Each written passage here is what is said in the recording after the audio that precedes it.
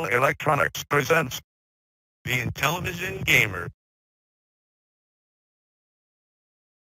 What is going on, guys? Welcome to the Intellivision Show, episode 60. I cannot believe it is already 60 shows behind me. Today we have a special guest. You know him as the intro-making, honest homebrew game review, video-making machine. It is Mike's Gaming Gala. We're going to talk to him. We're going to have a YouTuber highlight. I get a little better each time I do one of these. We'll keep doing that, hopefully.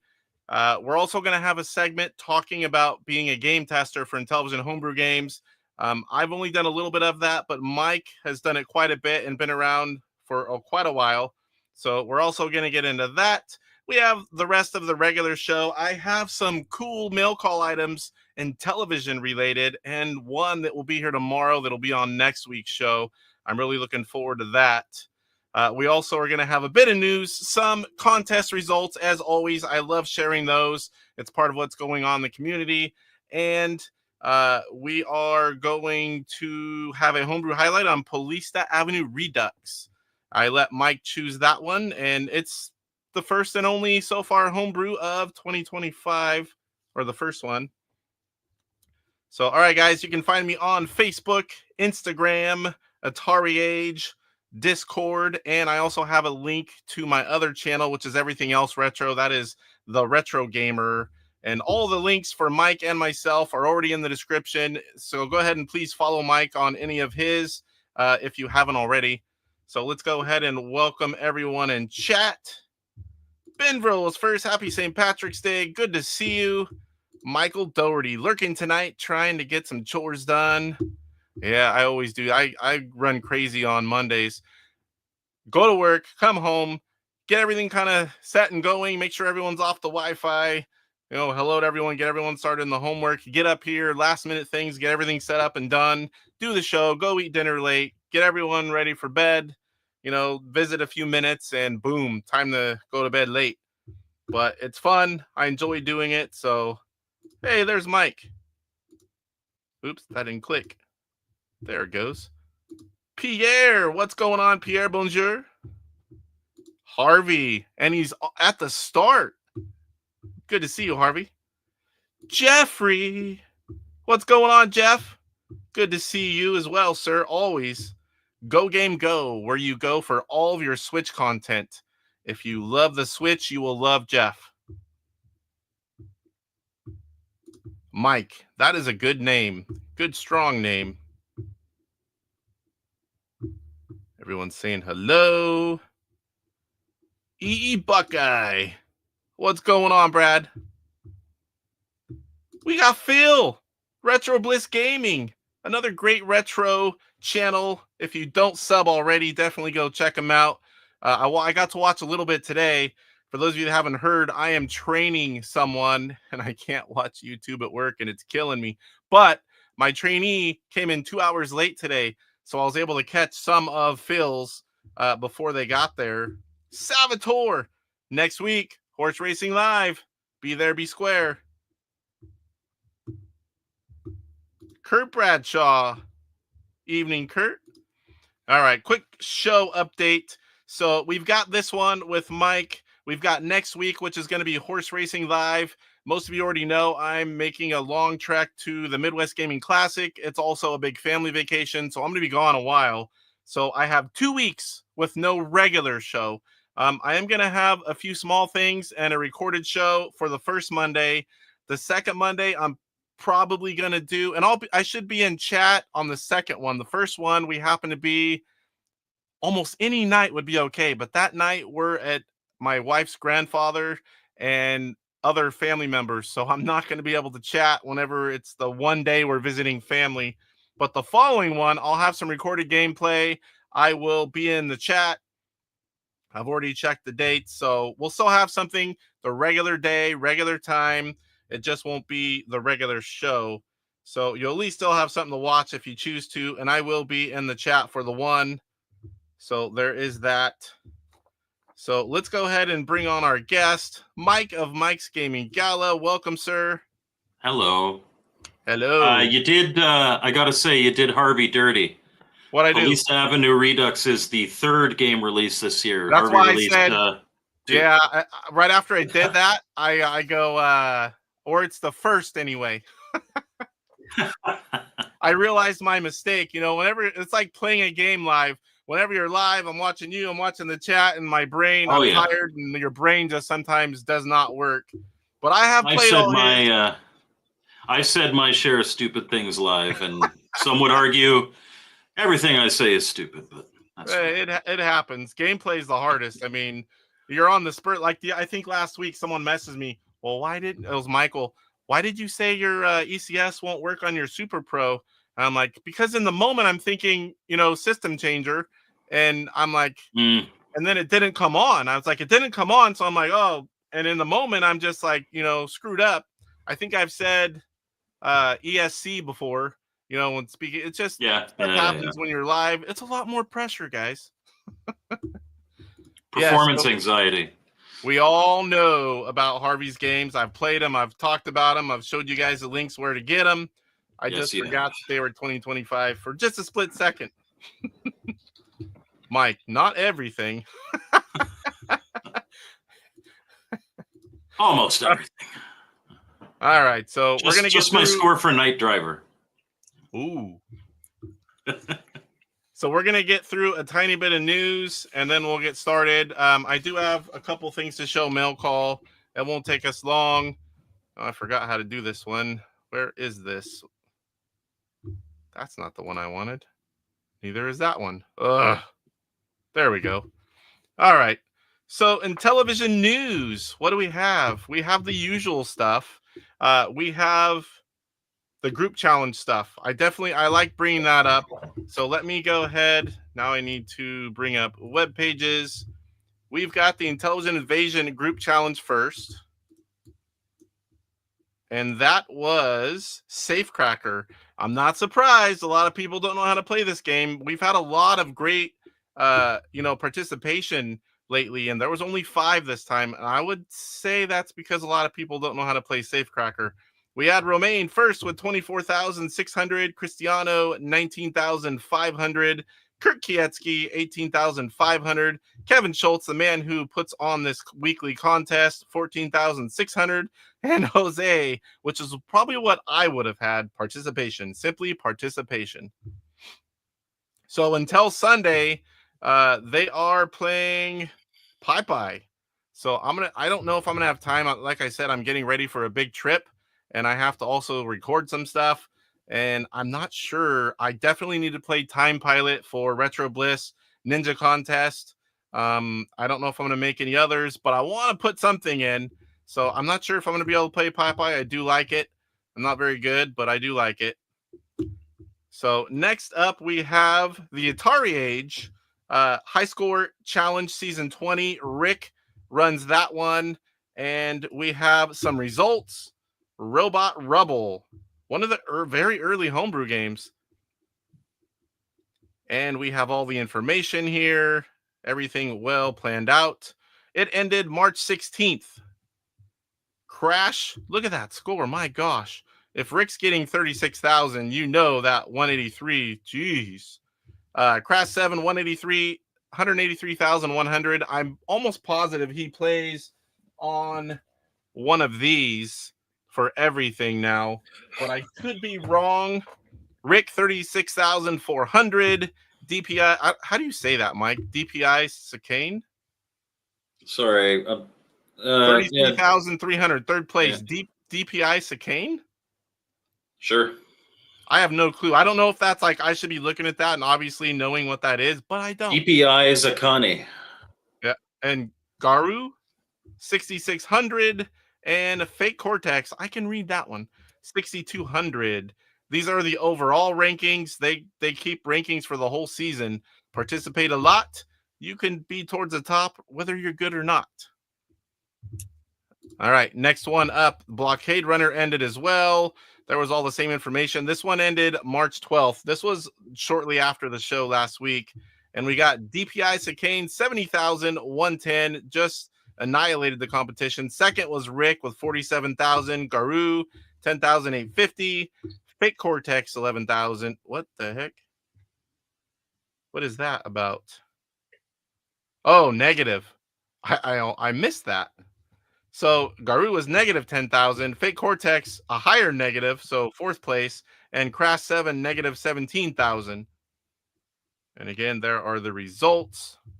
So right now, they are playing Zaxxon, and the links will be in the description.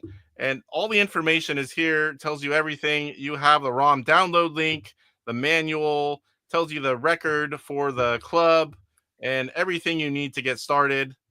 And same here as well. Night Stalker. This is one of my favorite games. Had it as a kid. Still love playing it. Same thing. All the information is here. Press disc for the fastest level. And that one's going to end the 30th. I think this one ends the 23rd, a week before Sunday night, the 23rd. So definitely, if you have time and you like playing those games, get in a score. It's fun to participate. I would definitely participate a lot more if it wasn't for the YouTube show. But I do the show and I participate when I can. All right, next up, we got a little bit of news. Intellivision.us. You guys know the website, David Harley, Intelligent Vision. A lot of games have moved to the free area, so check it out. Also, if you like the games that he's selling still while they're new, they're like $5. Sometimes it's $5 for a collection. Definitely go give him some support. Show him that you guys like what he's doing for the community. And also, there's a ton of free ones. So you've got games like Battlestar Galactica Space Battle, Beauty and the Beast Pro, B-17 Bomber, Flying Fortress, Super Pro Bomb Squad. And I mean, there's a bunch more. I didn't want to list them all. A link will be in the description as well. Go check it out. A lot of them are free now that used to be, for a price of about $5. Now they're free. And the last bit of news we've got is Intellivision Collector. This is kind of big news because a lot of Rev's games are not available in ROM form. Yes. And right here on the digital area of IntellivisionCollector.com, we've got Jump King Jr., Grail of the Gods, Missile Domination DX, Missile Domination, Unlucky Pony, Ultimate Pong, Sea Venture, Hotel Bunny, Organ Bound, Pitfall 3, that's a good one. Junior Pac-Man, that's a really hard one to find and expensive at times. Raiders of the Lost Ark, E.T., Copter Command, Donkey Kong Jr., Laser Sharks. Little typo there. That should be Laser Sharks. Pitfall 2, that's another good one. No, that's the mod where it's just one really big laser shark. Moonblast, we got Poe's favorite game, Beat 'em and Eat 'em. And Heli, which is Hero on Atari, Bank Panic, and Antarctic Tales Enhanced Edition. So there are a lot of And you notice ROM some packages. Of those are free. Yes, some of them are free, some of them are paid. And it's not just the ROM, guys. It is literally the package where you get the artwork. For those of you that are playing Intellivision on the DS, I think all those games, or most of them, come with the overlay for that console. And it makes playing on the DS, it's great. I've got one loaded up, and I've got some games on it. I'm going to take it with me on the trip so I can play a little bit of Intellivision on the go. Let me catch up with chat here, and then we'll get started on mail call. And while you're doing that, I love the fact that Luke is doing this. Like, I streamed Grail of the Gods a couple weeks ago and was lamenting that people couldn't get it. And Luke sent me a message after. He's like, by the way, it's on my site now. This is awesome. I hope if anybody has any interest in any of these games, please go support this so that he does it with more, because he did pay to acquire these. Yeah, you want stuff like this. People always talk about the ROMs. Make sure we support them. If it's supported well and it goes well, we're going to get them in the future. And that's what, I mean, it's great to have the games. A lot of us want the CIB, or maybe we want certain games CIB. We want to play the games. We want the ROMs and the ROM packages. I mean, I love those. When Luke started doing those, where I would just buy the CIB game and the discounted, get the ROM package, all the artwork, and now the Intellivision overlays. It's like, it's a great package. And I think they're like 11 something. Let me go back and look. I put it on USD before we got started. Round it to about $12. Yeah, $11.74.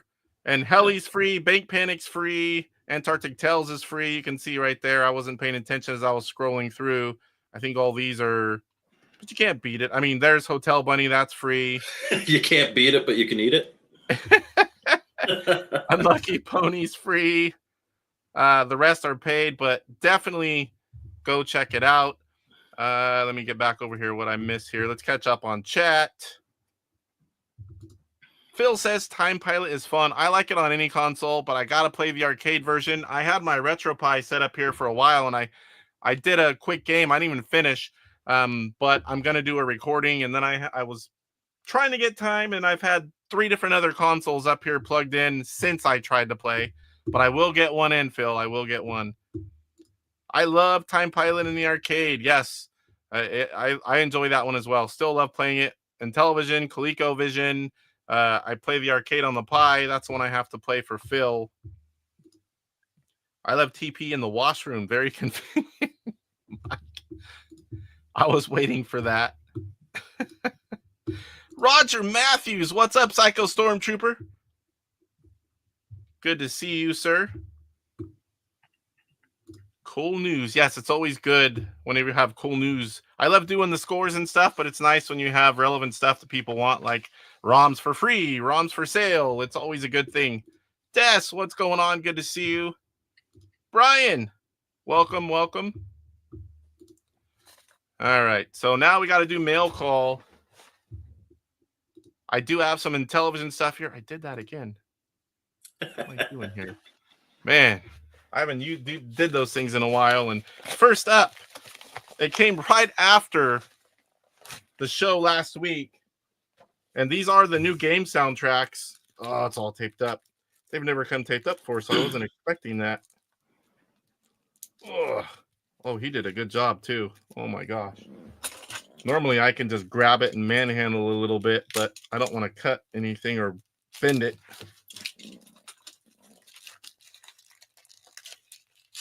Oh, that's thick plastic, too. All right. Got it. So we have the upcoming gunfight. I don't know if I can... I think I can play samples of these. The upcoming Mermaid. I have showed you this game. I've played it near complete at PRGE. It's definitely something different. I'm looking forward to that one. Gunfight is in the works of well, of course. This one, I wish. This one, they're having trouble. The Intellivision just can't handle it. Gradius. I love shooters. But we're going to have that doesn't surprise me. Yeah, that one's... And then we've got, this one is not going to be the final name, but Adventure, the game is coming itself, but the title, the final title name has yet to be determined, but right now it's simply called Adventure. All right, what do I got next? So this next one, Michael Hayes is going to love this one if he sees it. This is funny, that I'm going to be within a couple minutes of this seller from eBay on the trip. Nothing special about the box, especially the top missing. Nothing special about the cart. Nothing special about the overlays or anything else in here. This is what is a little bit hard to get. This was, let me see here. It says for 1 or 2 players on it before they changed they corrected it. It's a hard version of the manual to get. I'm a variant collector. I may have it, but I saw it there. It was a decent price. I threw in an offer, and they accepted it. Again, I picked that up just for the manual. That came today.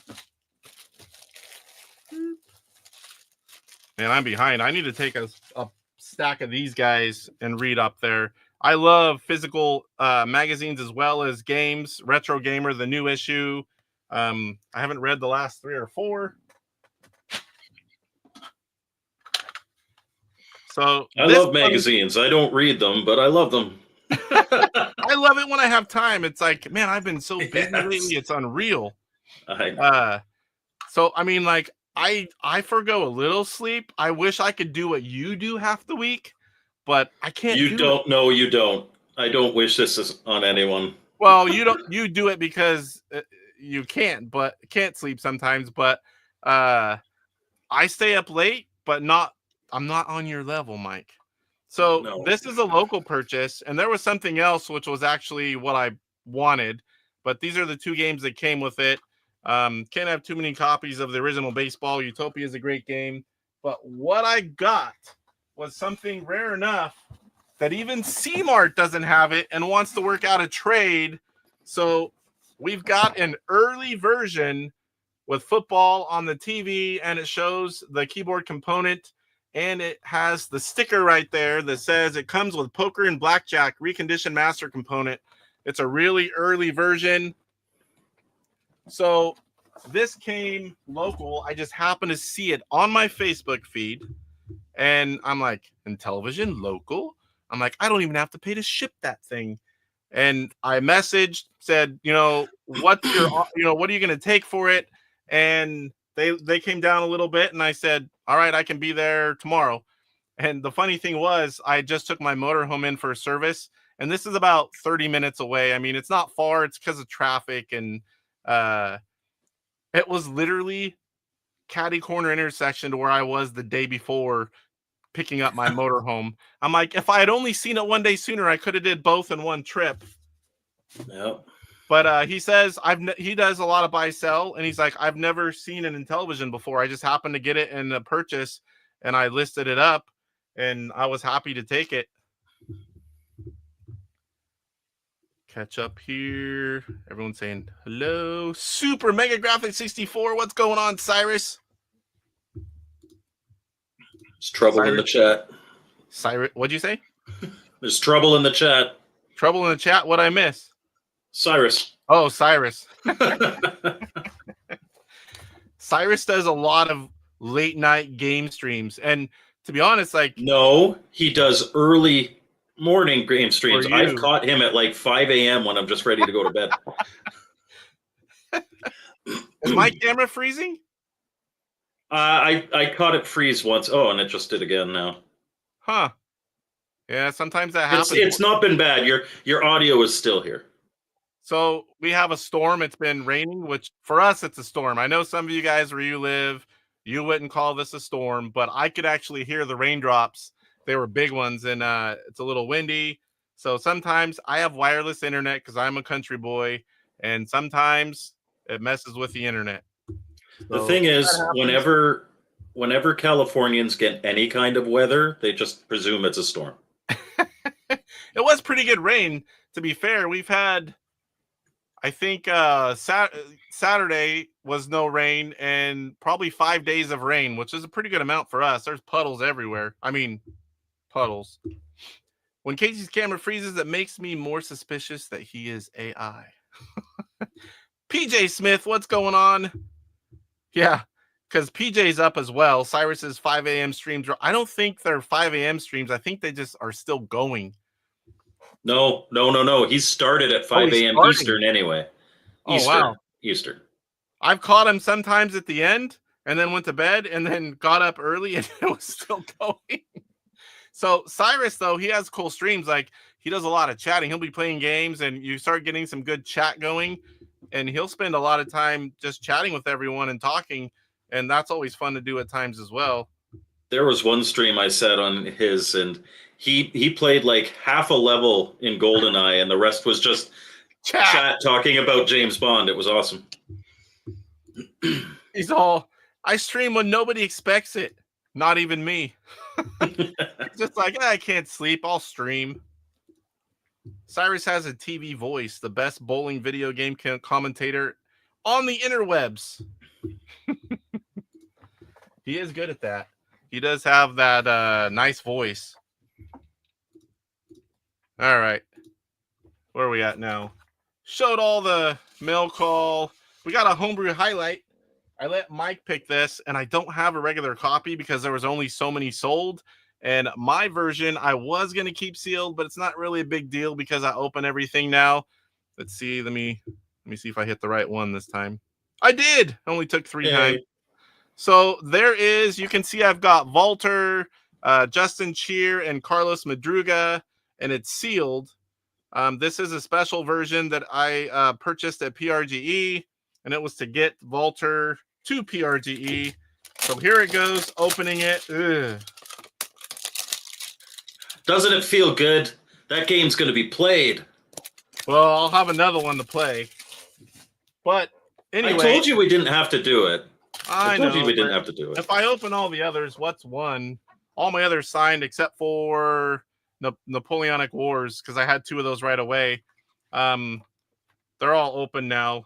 In the old days, I would have never did this. It actually gave me anxiety for the first couple times I did it. I'm not, no lie. I'm like, I don't open stuff. So here we have the homebrew highlight, Paulista Avenue Redux. Mine, this, like I said, has signatures all over it. We've got the inside with a little bit of graphics. Did William not sign that for you? I don't think so. Oh, you got to get William to sign it.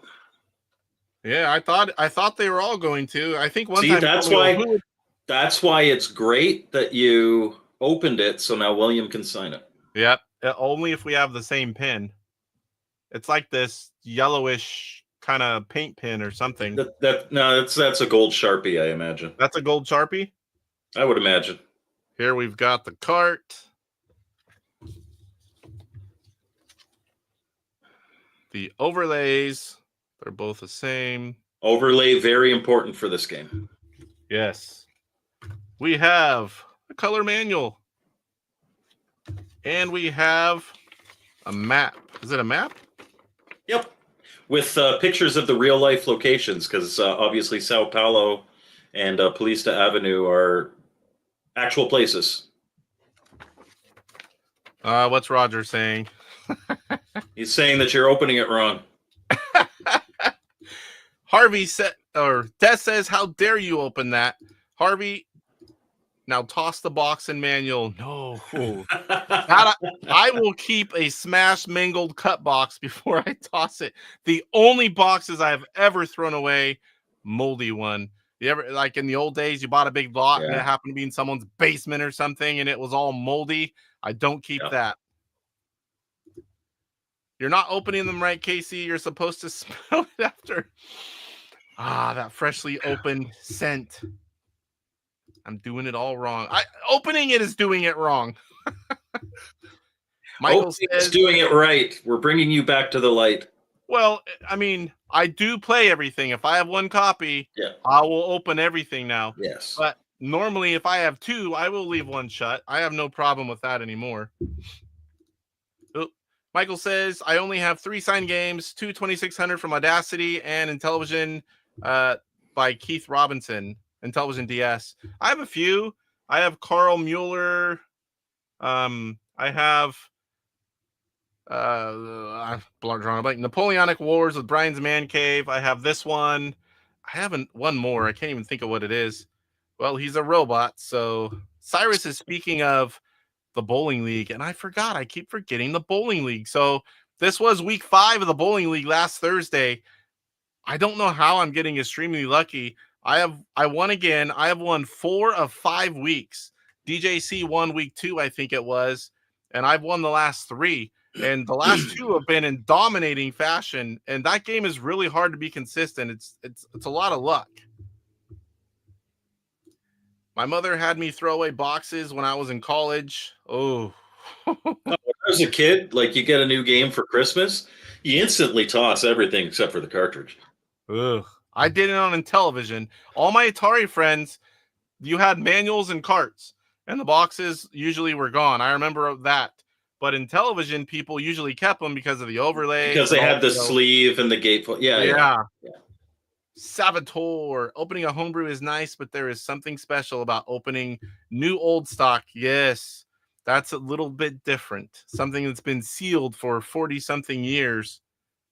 Intellivision classics. We'll have to call you OE Beaten.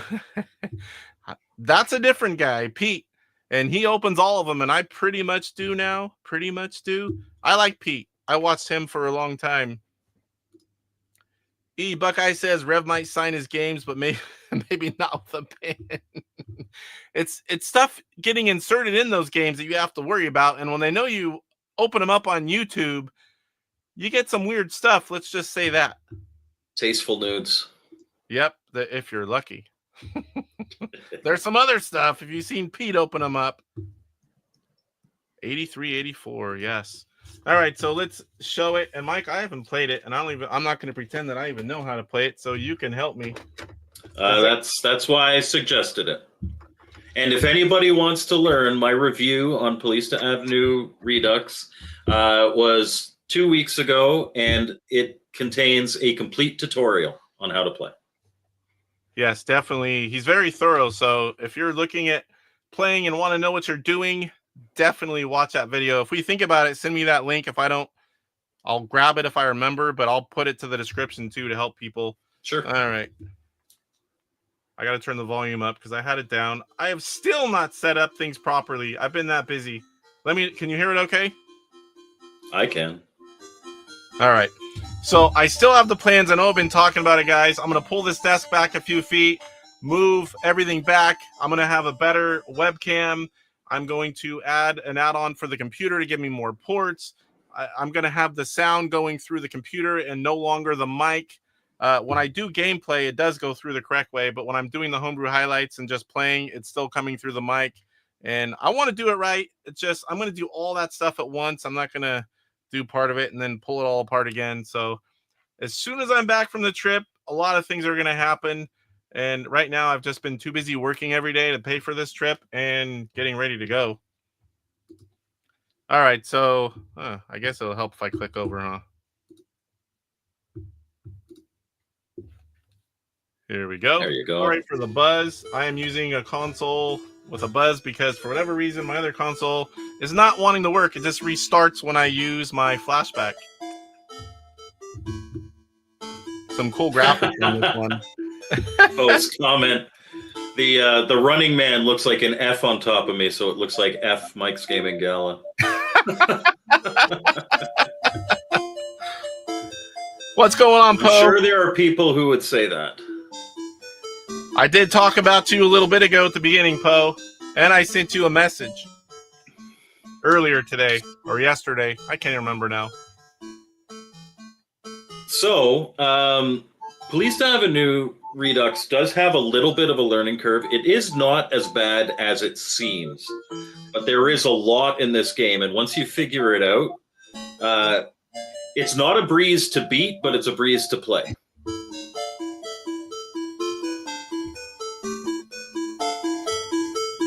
Good luck, mortal. Yes. Italian district. Yeah, so it drops you somewhere on the map. So you can press 1 on your controller. This shows you the map, okay? So these are all different locations that you can visit. And this is what the map was earlier that we showed, Yes. right? Yeah. The map that's included with the game. There you go. So different items so the goal is you have to kill the witch. And she is on top of the MASP building in the center of the screen. There are going to be items that will help you all around at all these various locations. Only one of them is constant, though, and that's the book, and it's in the library. And what the book does is that it'll give you a word that when you're in the fight with the witch, if she summons the demon, you can speak that word and the demon will come in and be on your side. So that's an important one to get. So if we go back to, so there's a gas mask. The gas mask will allow you to move through an area with gas without getting hurt. I don't think it's a big deal to pick that up right now. So what you'd probably want to do is move to the library. Okay, so I don't know what I'm doing here. So on the left, you have all your actions. So you move the control. Yeah, so you go to move. Side button? Yeah. And now up top here, so you see how it says position Italian district? That's where you are. And these are all the adjacent locations. So we'd want to move to the library. Biblioteca. Okay, so he's already setting bombs. He's being a jerk. So this is a random thing. Every time you play, it's going to be a little different. Every time you play, it's different. There is certain randomness to it, but it actually... Oh, okay, so you got two fantastic items here. The Mortal Spear is a powerful one-hit weapon, but if we get the Hypno Disc, we can actually make it sentient and have it join us. Yes, it's different every time you play, and sometimes you can have like all the gear, you can have like everything you could possibly want to go fight the witch, and then the sorcerer warps in and starts beating on you, and the eagle warps in and starts beating on you, and she doesn't summon the demon, so you don't get the helper, and you just get like this game creates storylines. So if you would go to the action get, so click on that. We're going to pick up the Mortal Spear. Okay, and then we'll go to get again. We'll get the book. Now, all we need from the book is the word. And you have an inventory that has weight to it. So you want to go down to use. And then the book, yeah. I will write down the word for you. Satyr. So you can press the disc.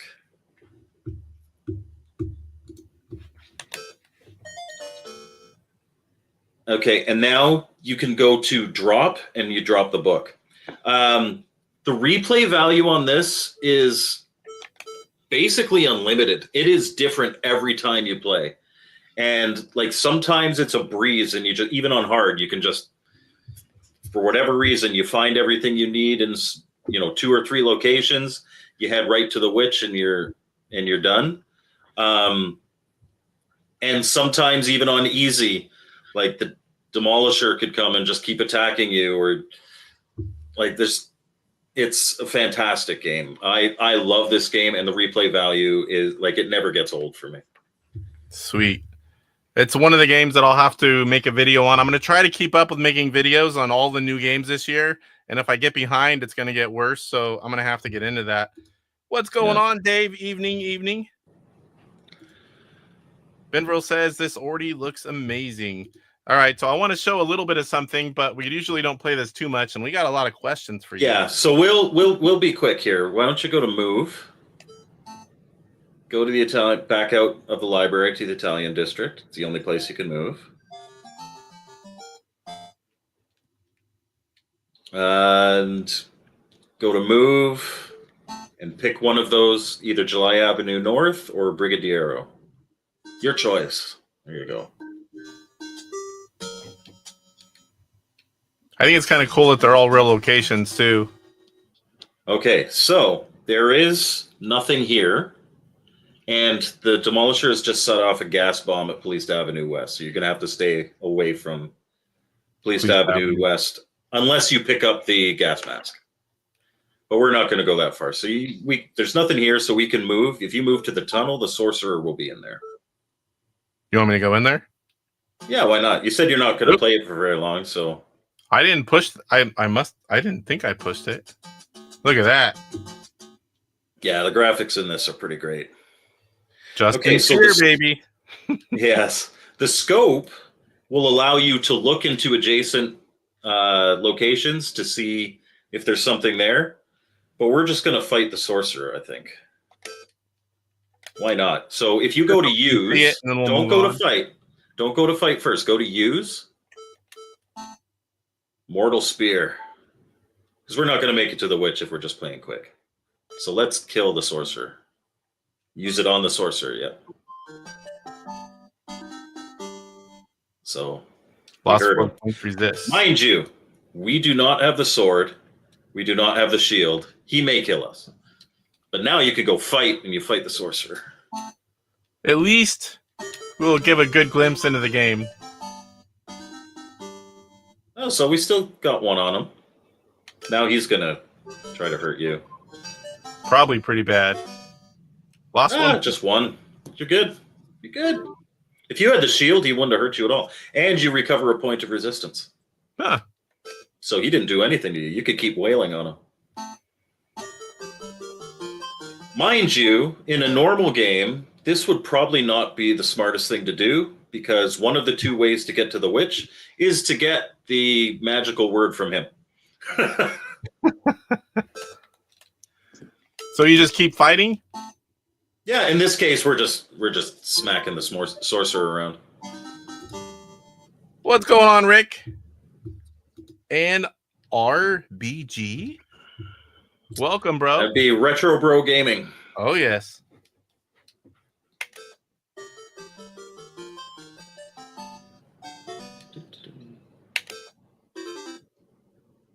Oh, he regained us. Come on, man.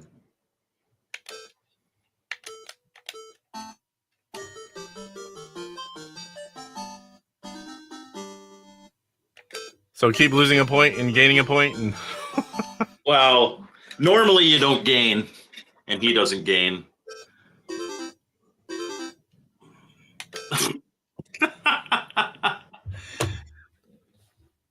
All right.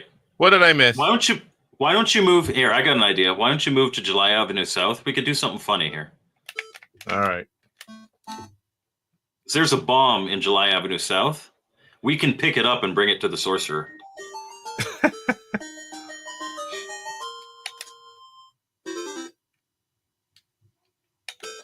Oh, we got... So here, right here, there's a lot of great items that you would want. The magic wax makes things have no weight.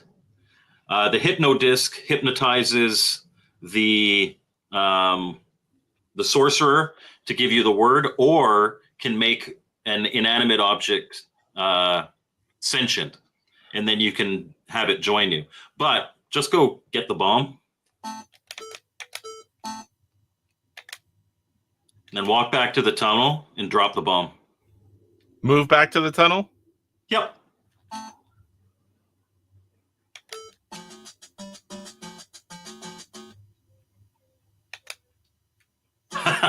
Oh, just saw that.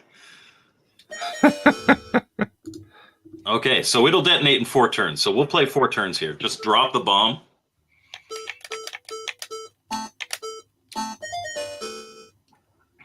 Okay, and then move. You don't want to be there. Move to July Avenue South.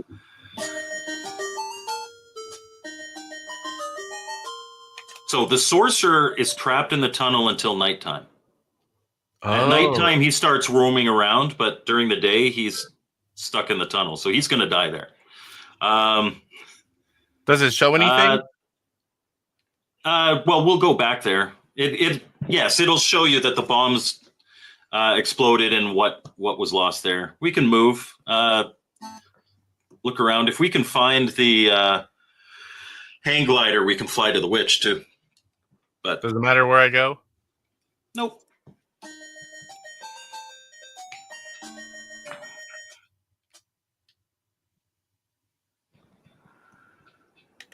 But as you can see, you can do like whatever you want. It's fun. Okay, move. Click move. Go to Police to East. Because from here we can go to the college. And okay, so the tunnel explodes. The sorcerer is dead, and the scope has been destroyed. And now, if you press 1. You see the little skulls there? The tunnel's blown. Yeah. But go back out of this, go to move. We're going to move to the college. We don't have the hang glider, so you're going to die. But oh, the demolisher is here. Okay, so move. Oh, he's trapped in here with a gas bomb. Move to the antenna. So you're climbing onto the roof of the college. Way up. Way up. Now go move sky. Sky. Fell and got shattered on the ground. If you had the hang glider, you could fly over to the witch. Look at that. That's cool looking. Yeah. Demons will forever. All right, so there is more than a quick look of Police Avenue Redux. Make sure I didn't miss anything here. You got minus 149 points. Minus. Ugh. All right, so let me turn this off because it buzzes. The Police Avenue Redux, it lets you do like whatever you want. You can pick up things, and like I've taken the bomb to the witch fight and blown up myself and the witch, but you still lose because you die. But it's funny seeing it's like the witch is dead, but so are you, so you still lose. All right, so we've got everything else done. We're going to get into the YouTuber highlight, and then after that, we'll do the segment on being a game tester for Intellivision Homebrew. So we're going to talk about specifically just your YouTube channel. We've got a lot of questions. So before you decided to start a YouTube channel, what kinds of things did you just watch on YouTube before you got into, deciding to make a channel? Believe it or not a lot of gaming content.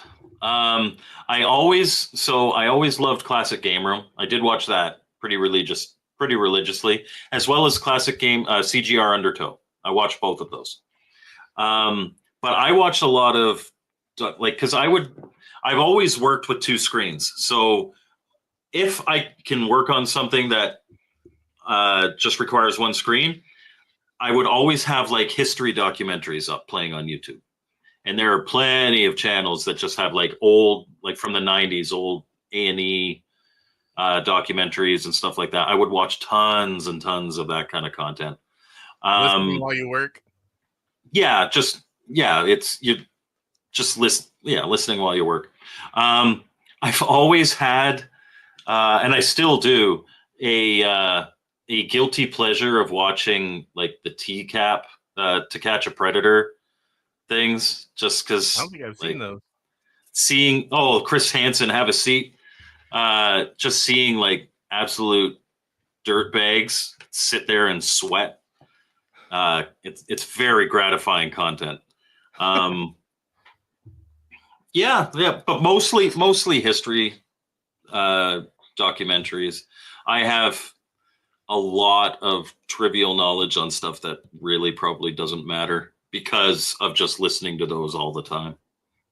Hey, you pick up a lot of stuff. So yeah, what got you interested in and thinking about, hey, I think I might want to, start a YouTube channel? Way back when like YouTube first started, I remember thinking to myself, because I was already working in television. I've worked in film and television since 2003. Way back, I remember looking at it and seeing like popular YouTube channels start to come up, and I was like, I could do that. I could do that way better than they could do that. And I just never did. And and at the time, like YouTubers weren't making any money. It's not like it was a viable career option right at the start. And like I said, I was already working in television. I was full time at a major network. And I was married and starting to have kids. So I just kind of, no, I'm not going to do that. I'm not going to do that. Oh, I should make this video. No, I'm not going to do that. And then probably in about 2014, 2015, I was like, because I was doing a lot of fixing consoles. Like I should make a channel where I just show people how to fix consoles. And I actually built a camera rig for that and never did anything with it. And then it was finally I decided to do it in 2022, but January of 2023, I launched my channel and decided to go with the homebrew review thing. So once you decided you were going to do it, what was it like getting started? The funniest thing is I thought that the easiest way to go about it would be to just kind of wing it. Like I'd have a general idea. And so if you watch my very first review, which you should not. It's not very good. It's Robot Army. You hear a lot of ums and ahs, and actually I edited out a lot of the ums and ahs, just audio wise, after the fact, because I didn't have a script. I didn't have anything like that, and I was using a webcam. It was still in here. I still use the same lights, and you see the little sconce there? That's a little white dollar store garbage can that I cut the bottom off and cut in half. So my sconce is, and then just like a light bulb stand on the ground there.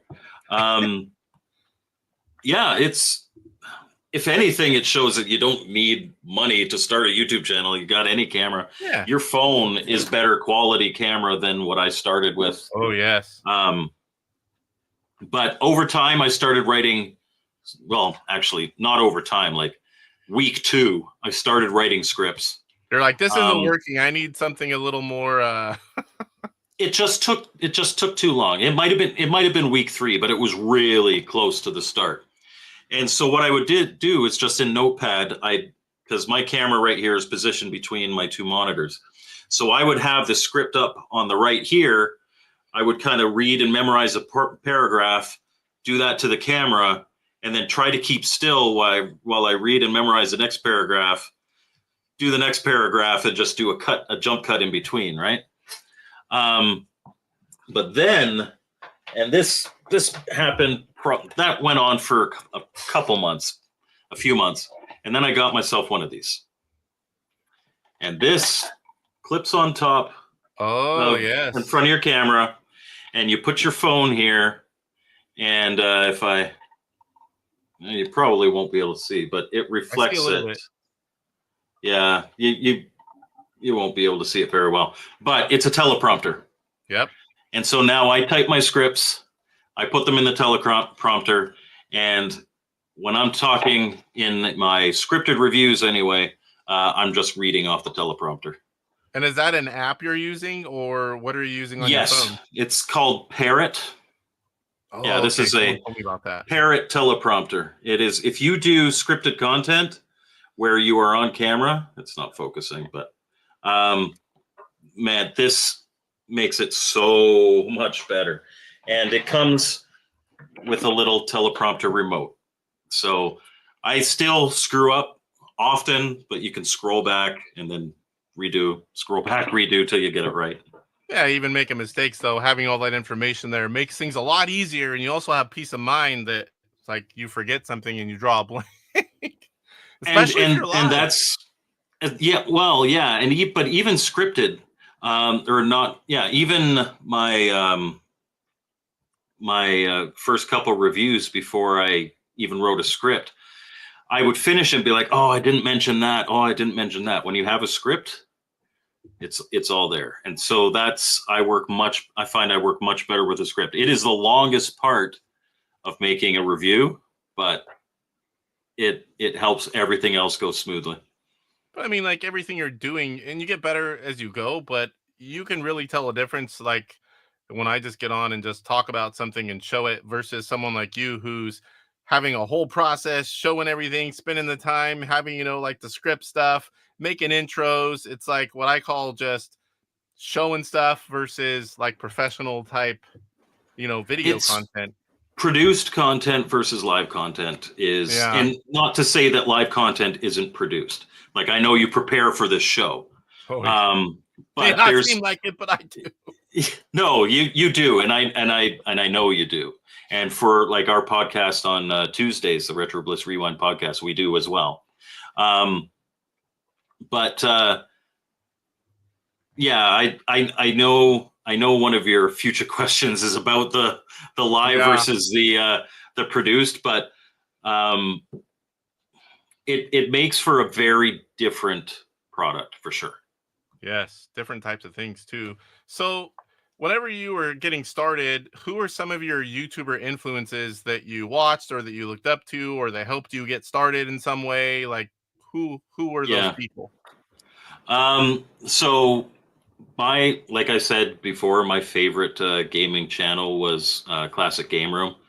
if I could be Mark and I had his voice and his humor and everything, like, man, I'd be at 1 million subscribers already. Just like that to me it was done right. It wasn't too serious. He would tell you how to play. He would review anything. He made it fun. It was really good. And one thing I really liked about CGR Undertow was that he would do little sketches and stuff too. Very different style, but in the same kind of, I don't take myself too seriously. These are fun games. I'm still going to tell you whether I like it or not. I'm still going to tell you how to play, but we're going to have fun doing it. Yeah, and add some different content instead of just, here's the game. Yeah. And when I started, I was kind of an island. I didn't treat YouTube like social media. I treated it like television. I make an episode, I publish it, I'm done. But a friend of mine who unfortunately passed away August of 2023, he kind of helped me along. He would give me tips and stuff. He's like, oh, when you edit, make your edit a little tighter. Like I'm a 22-year-old veteran of film and television, but I am not a professional editor, right? Like I work in motion graphics and visual effects. So, just getting that feedback, and you don't have to be an editor to give that feedback. You're just like, you know what? It seems like you're hanging just, half a second too long with your cuts. Just cut it. Yeah, I'm jealous. Mr. Postal got to meet Mark. That was great. Post says, Mark from Classic Gaming Room lives really close to me here. I finally got to meet him at the Pittsburgh Gaming Expo this past October. One of these days, I'll make it to those far ones. I'm making, here in a few weeks, I'll be at the Midwest Gaming Classic, which is 33 hours from me. I want to make Korgs once. They're not going to be in the same year, I can tell you that. But I want to at least go to all the big ones at least once. So you talked a little bit about it, some of your stuff, your equipment you use, but from when you first got started to where you're at now, how much of a change is there between your setup and equipment? Biggest one is probably the camera. I started off with a comparatively cheap webcam, and I upgraded to a Sony ZF-1, I think it is. It's meant for this kind of thing. It's primarily a video camera. It's not a very good still camera. But it does have the other part of that teleprompter is there's a ring that you put on the lens of your camera so that it can slide on and hold. So it had that adapter that was able to do that. I've added more lights as I've gone, like little ring lights. I've got 2 ring lights right here.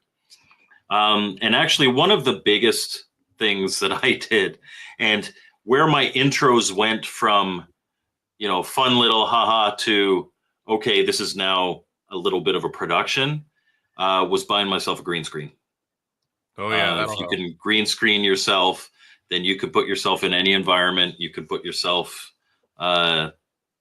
doing a lot of different things that you would not be able to do without it. So green screen was a big one for me. That's right. I've put myself in spaceships. I put myself in a whole pile of different environments. Lots and lots of stuff. So speaking about all these intros, why don't you tell us how that got started and became a thing? Okay. So when I first started, my idea was I always knew I wanted to do something before the title screen, right? The intro. And so prior to that, again, my first few episodes, like Robot Army, it's like, this is Robot Army. If you were a kid and you like Berserk, you might like this, or, this was one of my favorite games. Let's give it a try. It's hard as fuck, right? Just have like, not an intro per se, but like a lead in, and then have the animated intro and then into the review. And when I got Space Pac-Man, so Space Pac-Man is a game from Game Select for the Atari 2600. And it is crazy because it is undeniably Pac-Man and also has nothing to do with Pac-Man. You are literally this flaming ball re-entering the atmosphere after being kidnapped into space with alien ghosts floating around in a free-for-all. There's no maze. Grabbing pellets to stay alive, and sometimes you can grab pellets that will allow you to fight a boss ghost. Like, it's just a crazy game. So I had this idea, and I almost didn't do it, but I did, where it's this guy pitching a game to his boss. It's like, hey, we're going to make a sequel to Space Pac-Man, Pac-Man called Space Pac-Man. Great. It has no maze. He's on fire. It's just a free-for-all, all this stuff. And the guy's like, you must be high, but make it. And that, again, for a very early YouTuber, like at that point, I probably had like 80 subscribers. And I was getting 50 views on each video. That one got like 150 views. It was a spike. So I was like, oh, okay, I gotta do more intros. Yeah. And it didn't lead immediately to like what we would now consider a Mike's Gaming Gala intro. But it definitely became on my mind, and then it became almost a necessity where, okay, people are expecting, because I have people that watch just for the intros. Yeah, I mean, I watch them all, but I love the little compilations of the intros where you can just watch them all. You just like watching back and watching Michelle. Yeah, I haven't watched the clip where we're going to show some of them, but I've been wondering. I didn't want to watch them before, but I've been wondering if that one made it. Not the original, but the Buck Rogers is in that one, so you will see her. So we're still on, the intros. Give us an idea of the modern intros, like all what goes into it from, hey, I'm going to do this game, the process of figuring out what you're going to do, if you can do one, like what goes into that? Like, because I know it's a lot of work. Yeah. Well, and the funny thing is because motion graphics and visual effects have been my career, though the intros aren't necessarily as much work as you'd think they'd be. And they are, compared to what my professional work is, like if I produced my intros for a client, I would be fired. Like they are expressly campy. They are expressly rushed from a professional's point of view. They are zero budget. Not zero. They're fun. Yeah, but a lot of those I already have. Yeah. There have been incidences where I've, hopped on Amazon and paid $5-10 for a little costume piece that I know I need. Because you still have to think about doing an intro, what pertains to the game I'm reviewing. Kind of like that's the hardest part. Planning. Then you got the recording and you've got editing. Yeah. So some games really lend themselves to like story-based games. I'll put myself in the game. So Anthropomorphic Force, for instance, I'm doing a mission briefing. Police to Avenue, I'm really just explaining the game in the intro. It's like, oh, this city isn't what it used to be. There's a witch trying to open a dimension. There's a demolisher trying to blow up the city, and there's, whatever. The sorcerer. And I get my kids, my daughter is always asking me to be in my intros. And like, so I did a gunfight for the Atari 2600 last week. Yeah. And I love that. And so my daughter and I have a shootout, right? So once I have that idea, I'd have to figure out if I can do it or not. I've had plenty of ideas that I could do, but then that review has to wait like 2 weeks because I don't have the time. But I have done some things that will speed it up. Like, for instance, you can't see it, but just above where the camera can see, in behind me, there's a bar that runs across. And because setting up my green screen stand in here was really difficult. This is a 10 by 10 room. But I have that bar going across. I just bring the green screen in and I can clip it directly to that. and I'm ready to go. Easier. Yeah, so you get little things like that, and you know, the shooting and editing. It's whenever I shoot. So a tip for people shooting green screen: if you're able to shoot in 4K, shoot in 4K. The higher pixel resolution you can get, the better the key you're going to get. But yeah, and then I do everything in After Effects. I edit in After Effects, which it's not really built for, but it's what I'm comfortable with. I've been working in After Effects for 25 years.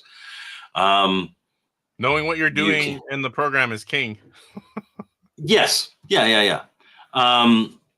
And yeah, you would be surprised too how much you can find online free. If you go into YouTube and you type, like for instance, one of them was there was a llama on the road and that was blocking me from starting a race. I literally did a YouTube search for green screen llama, and there was like 3 or 4 free to use green screens of llama. So you just take it from that, you key out the green, and you use the llama. I've done that a lot.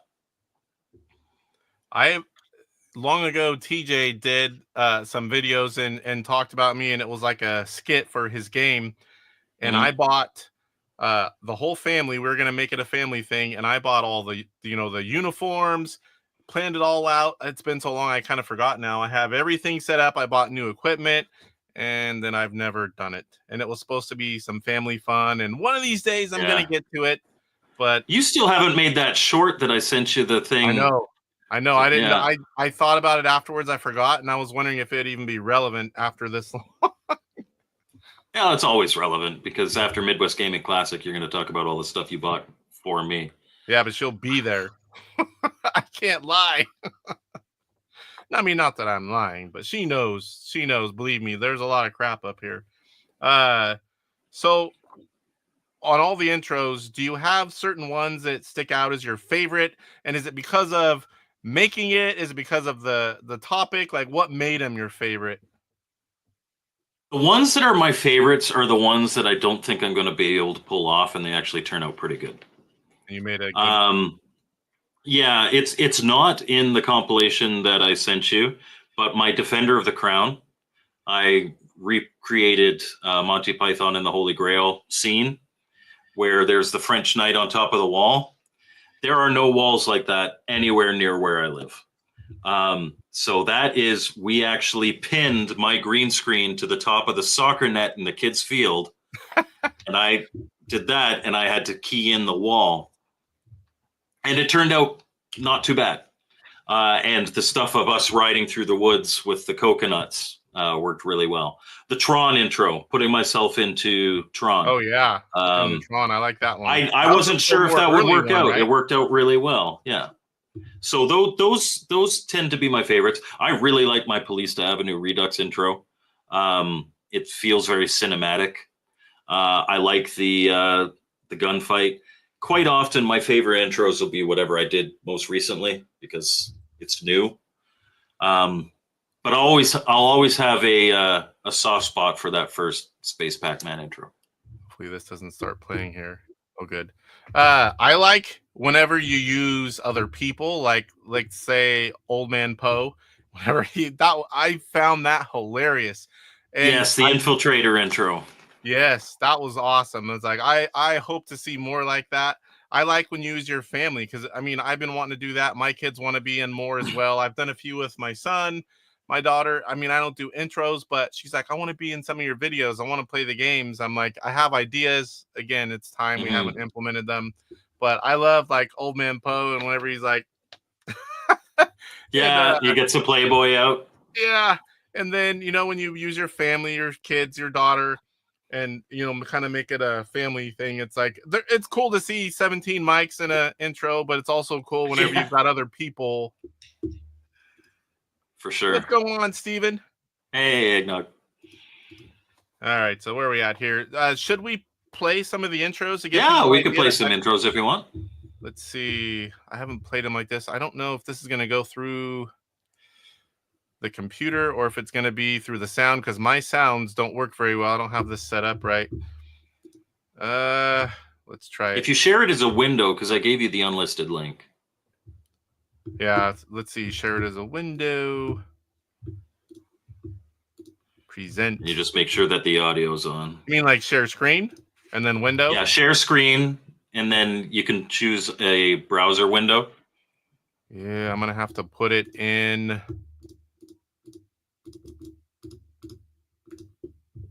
One second here, guys. I need to put it in a different browser. And paste and go. Now I can bring it in there. I don't know why I have a problem with that one, but here we go. Let me know if you can hear it okay. Oh, that's okay. Wait. That's my demo reel. Oop, wrong one. Wrong one. If you want to see some of my actual career work, I didn't know if you wanted to talk about that, so I sent you. I haven't done a demo reel for years, but that's some of my older work. I thought I clicked below the demos, the intros for Casey, but I must not have. Okay, I've got the right one now. I see it. There you go. I just clicked on the wrong one. All right, let me cut and paste. And is it still going? Yes. You can talk us through if you want. If you hit the little, what's going on. if you click the little bigger thing, so it's just a tiny. How do you do that? There you go. Yeah, click full screen. Does that look okay? Oh, now I can't see it at all. Never mind. Yeah, that's what I thought. Okay, so this is the beachhead intro, and the whole idea is like we're World War II, D-Day, kind of storming the beach, but we're playing by video game rules. So the fact that we only got 3 ships through, even though they have 50 tanks on them, we can only take 3 tanks towards the enemy base.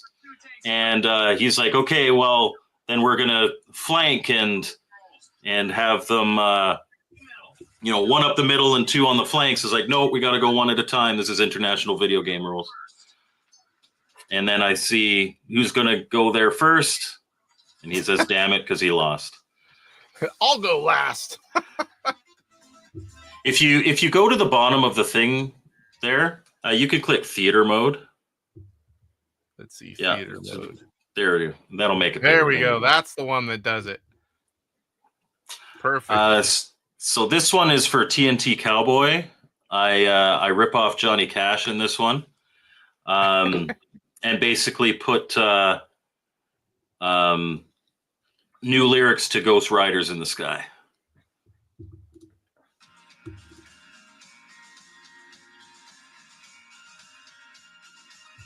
I don't think you're sharing audio. You don't hear it? I hear it, but I hear it from your mic. Yep. That's how my setup is, unfortunately, right now. Okay. I can play a video with audio, but this one's different.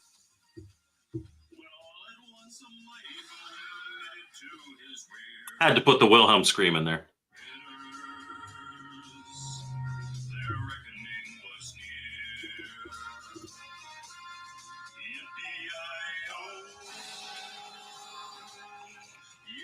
So these guys that are flying through the sky, they're literally green screen guy falling. And then I just move them. And same with these explosions, green screen explosion, including this big nuke in the back. I never tried any of that. I can do Photoshop, but no video. Oh, this is the Tron one. So I put myself into Tron. This was my... One. Look at that shirt. Yes, it's a great shirt.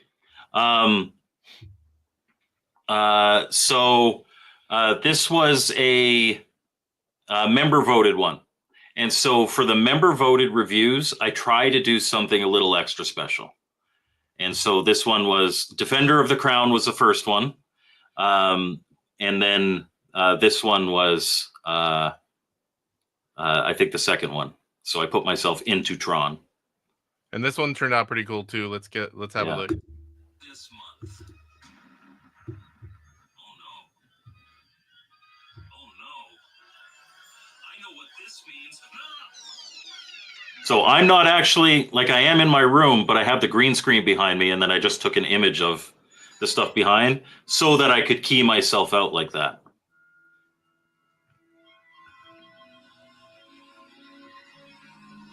Yeah, this is cool too. Who's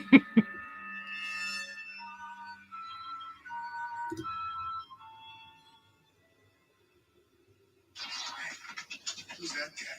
That's Mike. He fights for the reviewers.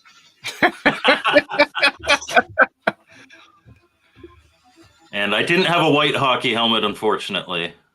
It worked. I play hockey, so I took one of my kids' old frisbees and I peeled the Cars sticker off of it. If you could pause it here. So eBuckeye, most of my career has been in Canadian television. So unless you've watched like Global Television or CBC or stuff like that, you probably haven't seen much of that. But I worked on 2 of the Harry Potter movies. I worked on the RoboCop reboot. I worked on Resident Evil 2.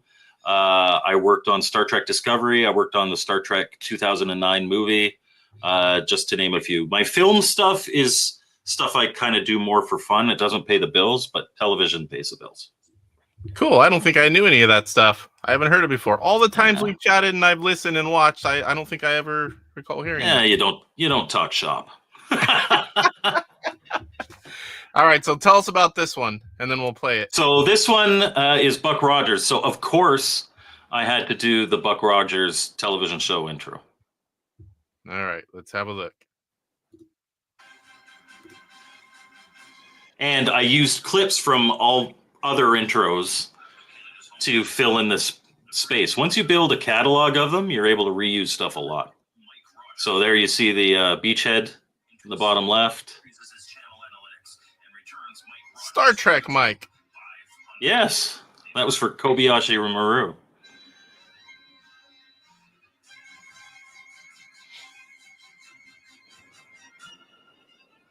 Mike Rogers, 2491, Planet of Zoom.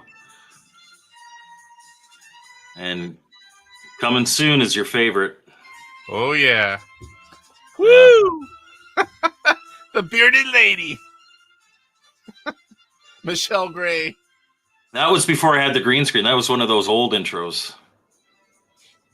That I really like that one. It wasn't in television game, so I didn't put in this compilation, but I recreated that intro scene from Patton. Okay, and then this is a Police Avenue Redux. I did reuse my demon character. I just took a clip from that from my previous review.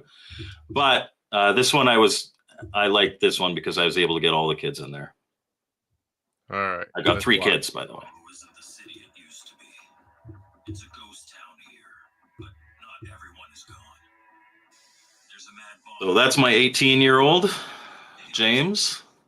Not to mention the evil sorcerer. That is my 15-year-old, Daniel. Secret to my final mission.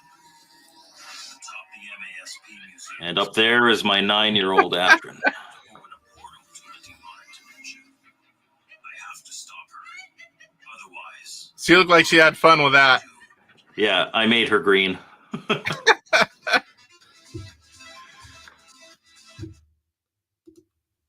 Very cool. There you Very go. cool. I know. I'm trying to think back. I have a few that I really like too, and my wife's even watched a few, and she commented on. You know what I'm talking about. The face. Yeah. The O face. I show her a few of them if I happen to be like sitting next to her, I'd be like, "Hey, check this out," and then I'll tell her some of my favorites. Like, again, I made you a compilation of Intellivision ones because this is the Intellivision show. But some of my favorites, it almost hurt me because I'll talk to people and like I redid the entire intro to Married with Children for a Game Boy game called Adulting. And I loved that intro. Like, I got all the kids in it. Your wife? My wife was in it. And I even got her to go real campy on the makeup, wear her brightest thing to try to be as much like Peggy as possible. She did great. And I loved that intro. I reproduced even the in stereo at the bottom of the top thing, right? And I was talking to somebody at PRGE that year, and that video had just come out. And I'm like, oh, it's such a good intro. You got to check it out. And he was like, oh, I only watch your Intellivision videos. And I was like, fair if you're only interested in television, but come on, that was great. It's still fun to watch. I mean, and television is my main thing, but I love so many other things. And listening to a video about a game, especially a retro game or something, somewhat newer, and you have a cool intro. It might expand your horizons to be like, you know what, I'm going to check that one out. And that's never a bad thing. And honestly, like I release my game footage as well, but there is a 10-minute video once a week. Big support. You just go watch it. And you might see something that you really want to play. Real quick, give a shout out. And a fun intro. Code. And I know where. Georgia. I could never forget that even if I wanted to, Code. Tell us about some of your favorite videos. Not intros, but your favorite videos that you've done.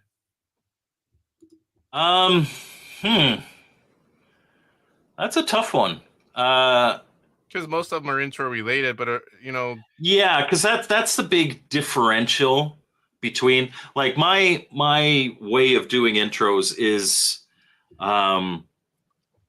pretty formulaic, right? Like, so I've got my intro, I introduce you to the game, I show you the box and whatever comes in it, and then I walk you through how to play the game. I walk you through different things you may see in the game, and then I tell you what I think. There's certain little bits that I may insert, like I try to be humorous. I'd say probably would be the anthropomorphic force, because there are so many questionable looking villains in that. Like you're attacked by big, massive worm, which of course dirty-minded people can do. But then later in the game, you are literally assaulted by like these sperm monsters that come after you, right? And yeah, so I was able to have a lot of fun with that one. I really like that one. So that one would be right up there for sure. I know, I mean, you're mostly doing game reviews. That's pretty much primarily what your channel is, but I mostly do the show. But I mean, there's still times that I've done a few other things and it's like, it was fun to do. My favorite ones right now are like whenever I have guests on, one-on-one like this is great too. You get more, in-depth information and stuff, but I love the panels, whether it's we're playing games or we're talking about something. Like, I think you were on the one where we all gave our opinion on the homebrew highlight and what we thought of it, or, it's like, I love that kind of stuff. I love when other people are on and we're doing something. I like the wheel spin show where, it's simple. I don't have to do, it's not because I'm lazy, but it's nice to have a break from all the research and you just throw the wheel up and other YouTubers are on and we play the game and it's just fun to do. Yeah, I will say it's not a video. I was kind of answering videos, but I love doing our podcast on Tuesdays. Oh, yeah. Because you can bounce stuff off of people, right? And it's more off the cuff. We still prepare for it. Like we did video podcast on the Vectrex last week. I had my Vectrex stuff around me to be able to bring up and show. Not all of it, but some of it. Yeah, I love doing that kind of stuff. And I want to do more of that. Yeah, I enjoy all those. I mean, obviously the podcast, some topics resonate with us more than others. Of course. And it varies and moves around, but with the topic is a good one, or you have on someone that I'm real like, whenever you had Con Carlos, I'm like, oh man, I can't wait. I mean, I've had them on too, but it's great. I love those kind of things. Or if it's a product, or, something you guys are talking about. I love the panel shows and, just some are better than others for us, but one podcast that we had that I really loved was when we had Gary and Dan Kitchen, as well as David Crane. Yeah, the three Audacity guys. That was awesome to be able to talk to those guys. I love that too because I've met them at PRG. I was talking to them a lot at Sack Gamers Expo, which is fairly local to me, and two of them are local there. One wasn't. He's on East Coast more or less, but it's great chatting with those guys. And there wasn't a whole lot of Gen 2 fans. It's all NES newer, so yes, I was able to chat with them a lot. You get extra time. Yeah, you get extra time.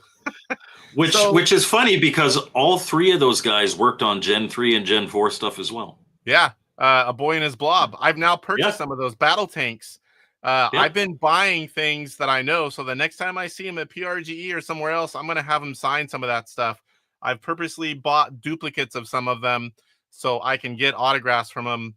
So since we're talking about the podcast, because that's actually something I forgot to, it's not directly used, but it is on your channel. It's you and Phil Retrobliss. Tell us a little bit how the podcast got started and how you guys became a thing. So how we became a thing. If Retrobliss is watching, he might not like that phrasing. So Retrobliss found me through the YouTuber of the Month thing.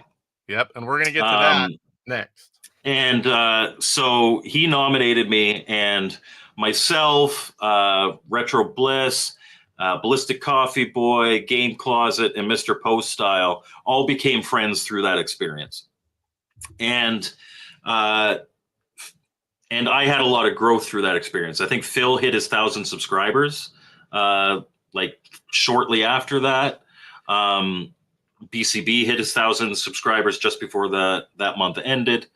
So there was a lot of growth. And Phil had mentioned to me, like, because we would talk on the phone, and he's like, I'm thinking of putting together a podcast. Do you want to be a guest sometimes? And I said, sure. And we started that, I think, in October of 2023. We're still doing it every Tuesday night.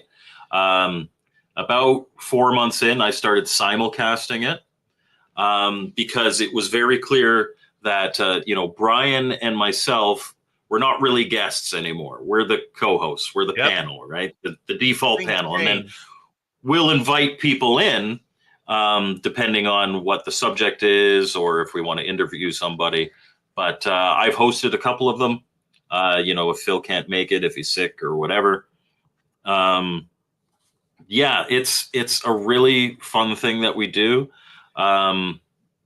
We've got a little private Discord, and we're talking all the time about potential ideas or what's going on, potential people we could invite on.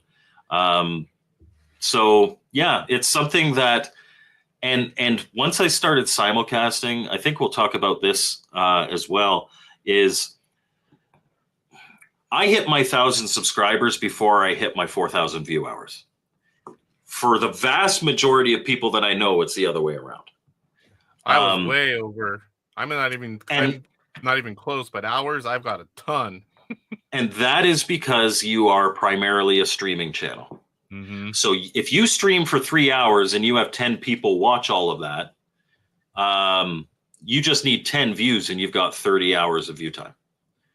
I put 15 hours of work into a 10-minute video. I need how many people to get the same 30 hours? A lot. So I need more views than you would need. So when I'm producing these videos, they are evergreen. They pop up in searches. There's sometimes, because you know how in your analytics it shows what your most popular for the last 48 hours are. Sometimes it's a video from a year ago. Yeah. Just the algorithm has decided to push it. Yeah. So my kind of videos, they grow over time, and people subscribe to them or subscribe because of them. But people are only watching 10 minutes. Unless they're going through my entire library. So this stream is what actually pushed me over. And it made me realize, okay, it's a combination thing where I have to find for my channel the balance between live or long format content and these reviews that I do. Because I'm at the point now where if I stopped streaming live, I would be fine for view hours. My reviews get higher views now, and I would be fine for my 4,000 view hours over a year. But I double that with doing the live streams, even as few as I do. Live streams definitely help. Yeah. All right. So now let's get into another pretty big chapter and something I wasn't even familiar with until you, and that's YouTuber of the Month. So at first we kind of talked about a little bit that you were nominated, and that's how you met the last group. Mm-hmm. But tell us, for those of us that don't know, and there's probably several, what the contest is, just the basics of the contest and how it works. Yeah, so YouTuber of the Month, it started in 2009. It was founded by a guy named Jason Relaxation. And really, its purpose is to introduce you to new, small gaming channels. Not necessarily new gaming channels, but small gaming channels. The current rule set is that you get 5 nominations each month for YouTuber of the Month. And they all have to be under 1,000 subscribers. One of them has to be under 500 subscribers. And they have to, at least one nominee has to be international to the person nominated. So you being an American, if you had won, I know unfortunately you did not win with the Retro Gamer channel. If it had been the Intellivision Gamer channel, you would have won for sure. I would have had a chance. But if you had won, your only prize is you get to nominate the next 5. You could not have nominated 5 American channels. You would have to nominate at least Canadian one, which channels. I think's fair. Yeah. Oh, and what it does is it makes it so it's not just locked to one area. And really, it's just you get whoever to write in the comments that they vote for you. It's a popularity contest. It's not a judgment of what is the best channel by any stretch of the imagination. What it's trying to do is give you a bit of a highlight and kind of bring you into a community. And really, you get out of it what you put into it. Yeah, and like I said, you met a lot of cool friends that have stayed. And that little bit I've done, Absolutely. I follow all those guys. Most of them had followed me. I see those guys commenting on my stuff. It's a networking kind of contest. That's what it helps do. Exactly. Like I said, prior to that, I kind of operated like an island. I make my content, I put it out there. And then after that, all of a sudden I've got friends on this platform and I'm talking to them regularly. We make a podcast that ends up benefiting my channel and benefits his channel. Like there's a lot.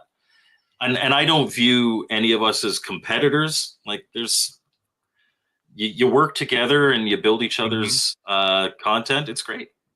So real quick, since we're talking about that, who nominated you and how did that month go that you ran?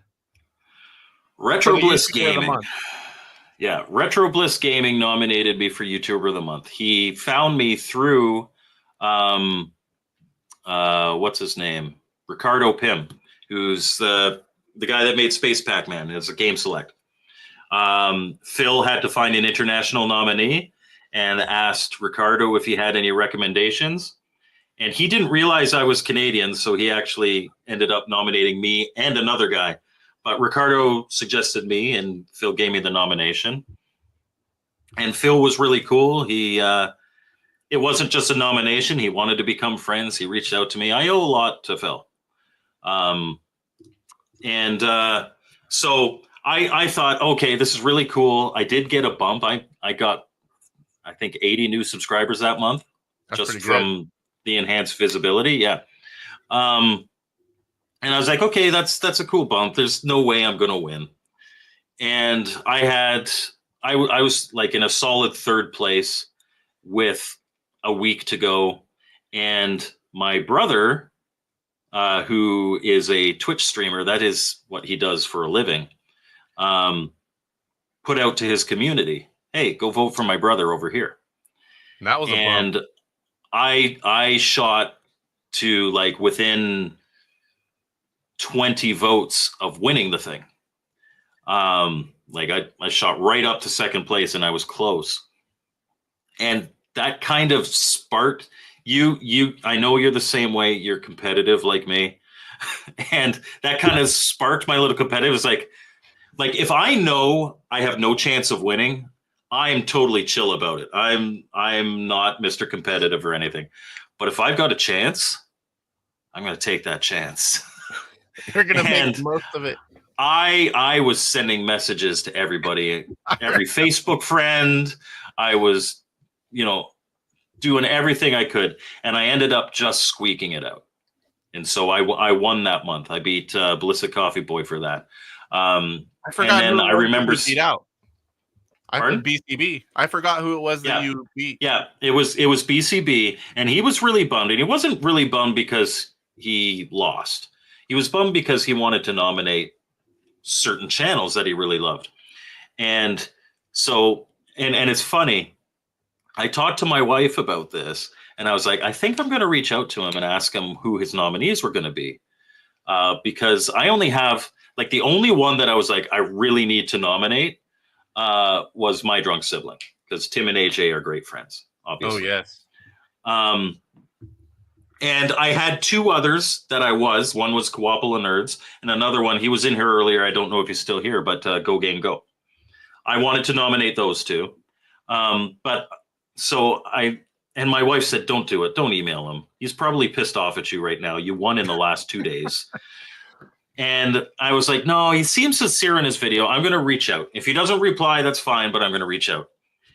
And we actually really bonded over that. And he sent me his list. And it was funny because both Coopple of Nerds and Go Game Go were on his list as well.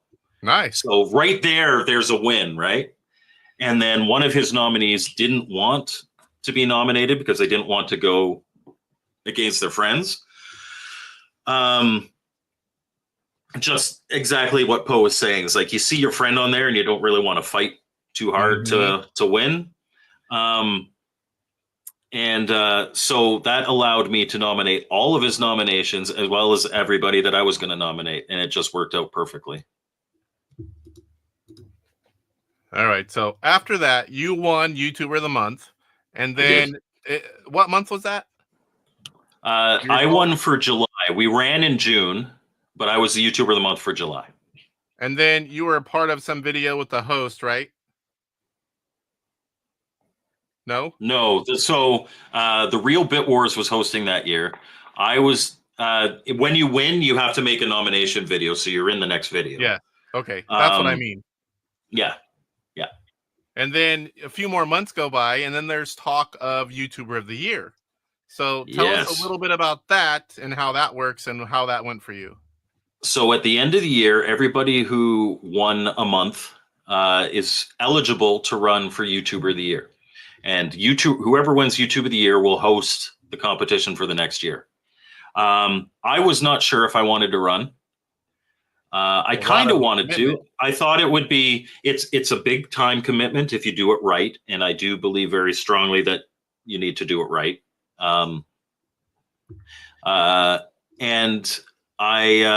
So the first thing, hey, there's Jeff. Yes, he was a nominee for, he ran through July, and I believe it was called Coopple of Nerds that won that month, but he was Jeff and Stu were a strong force in that month. But what I did is I called Phil, because obviously in order to nominate me, Phil won the month prior to me winning. Yeah. He was the YouTuber of the Month for June. And I was like, are you running? If you're running, I'm not going to run. And he's like, no, I can't do it, with my parents. And he was dealing with his parents who are elderly. He's like, I wouldn't have the time to do it. I'm so glad that you're going to run, though. And I didn't even tell him that I'm actually going to run. He's like, I'm so glad you're going to run. I'm going to campaign for you. And so I decided to run, and Phil was true to his word. He campaigned and campaigned. I saw votes from his wife, his kids, his cousins, anybody that he could have gotten. Mr. Postile made a video endorsing me. It was, and I not only did they vote for me, like Game Closet voted for me. So people that I was competing with earlier who had become friends were now voting for me. If I'm not mistaken, I believe Go Game Go voted for me, Jeff. It was a little while ago now. Yeah. And of course you voted for me. But I ended up winning that one too. So I hosted the competition last year, and now I am a retired YouTuber of the Year. Yeah. So, I mean, I wanted to talk about that because it's a pretty big honor to be YouTuber of the Year. And I mean, keep in mind, again, it's none of this is ever a competent. Yes, he did. Yeah, I do remember that. It has never been a competition of who's the best channel. It is simply who can get the most amount of votes. Who can promote themselves the best. or who Get 'em the bugs people. Like Phil was literally saying, you know, go around your neighborhood with cookies, go door to door and just be like, hey, go to this video and vote. Vote for me, I did not do that. But what hopefully you gain from it is coming back to it and participating in it and becoming part of that community. I have grown so much from that community, not for sub for sub or anything like that, but just being involved in that community. Yeah, I mean, I gotta say, I was getting to it. YouTuber of the Year.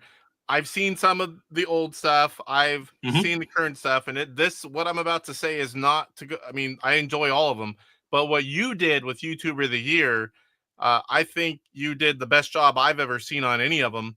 I looked forward to. I had nothing to do with it before you, but I looked forward every single month until you had some cool video to show. And I'm like, I didn't even follow a lot of those guys at the time.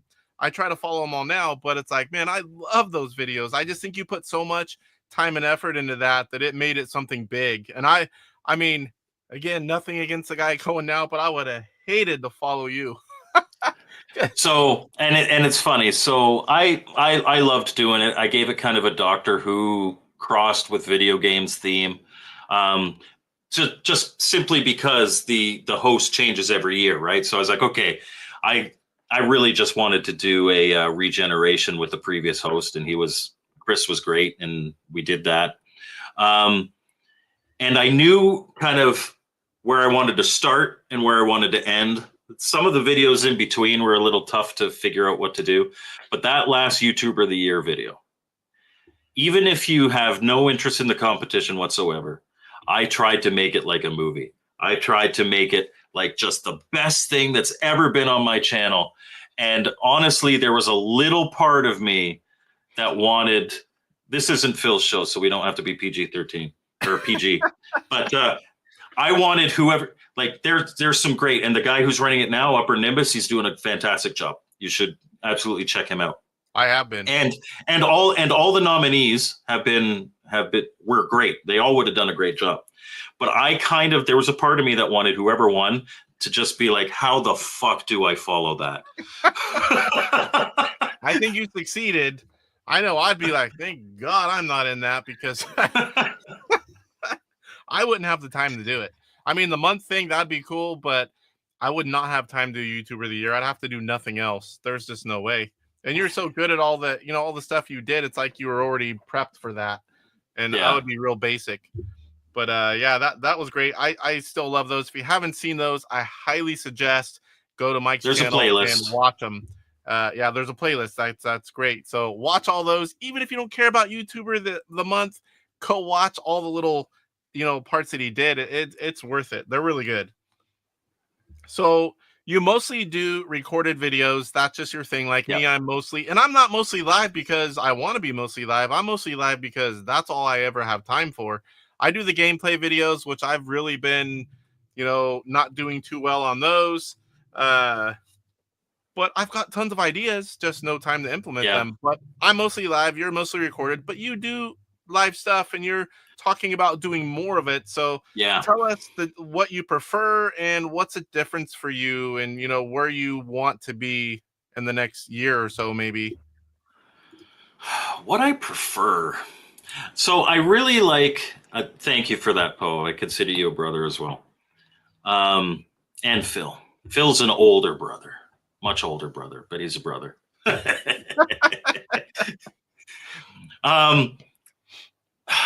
What do I prefer? I do love doing the intros. But what I love about going live is interacting with people. Yes. I love when you've got people talking in the chat and you can actually respond to things, and the community. Exactly. What I learned over the course of my first year of doing YouTube was YouTube isn't TV, it's social media. And so if you're not interacting with people, what's the point of even doing it? Mm-hmm. Like, Lord knows the topic that I have chosen for my channel, Homebrews, will never make me a wealthy YouTuber. Doesn't matter how good I make my videos. I'm never going to have like 10 million subscribers, right? I take that idea and only have a part of it, just in television. All right, see you, Poe. Thank you for watching. Yeah. So, what do I prefer? I'm not sure I prefer one over the other. They both fulfill very different aspects of what I like about this platform. I'd say probably my favorite thing to do, honestly, would be the podcast on Tuesday nights. Because, you know, obviously Phil's a friend, and sometimes we have Poe on, sometimes we have you on. We've had lots of different people on, and just being able to interact and talk with people live. Yeah, I love that part too, getting different people on, whether it's your friends or just people you know from the retro gaming community, and they have a product or they have knowledge. And it's great for all of us people that watch that channel too, like to see that variety come through. And I mean, it makes me, I look forward to it every time. I can't always watch all the shows. I wouldn't be able to watch my own, and I love Intellivision, if it wasn't for me having to be on it. But I try to catch them all. I can watch more YouTube than most people because I put it on at work and I queue things up as I see them so I don't forget about them. But I love listening, watching every chance I get. I don't even really watch TV. It's all YouTube now. Yeah, I'm similar. I've got a lot of people that I wish I could watch more. Yeah. And so, you know, at the very least, every couple of months, I try to stop in and say hi.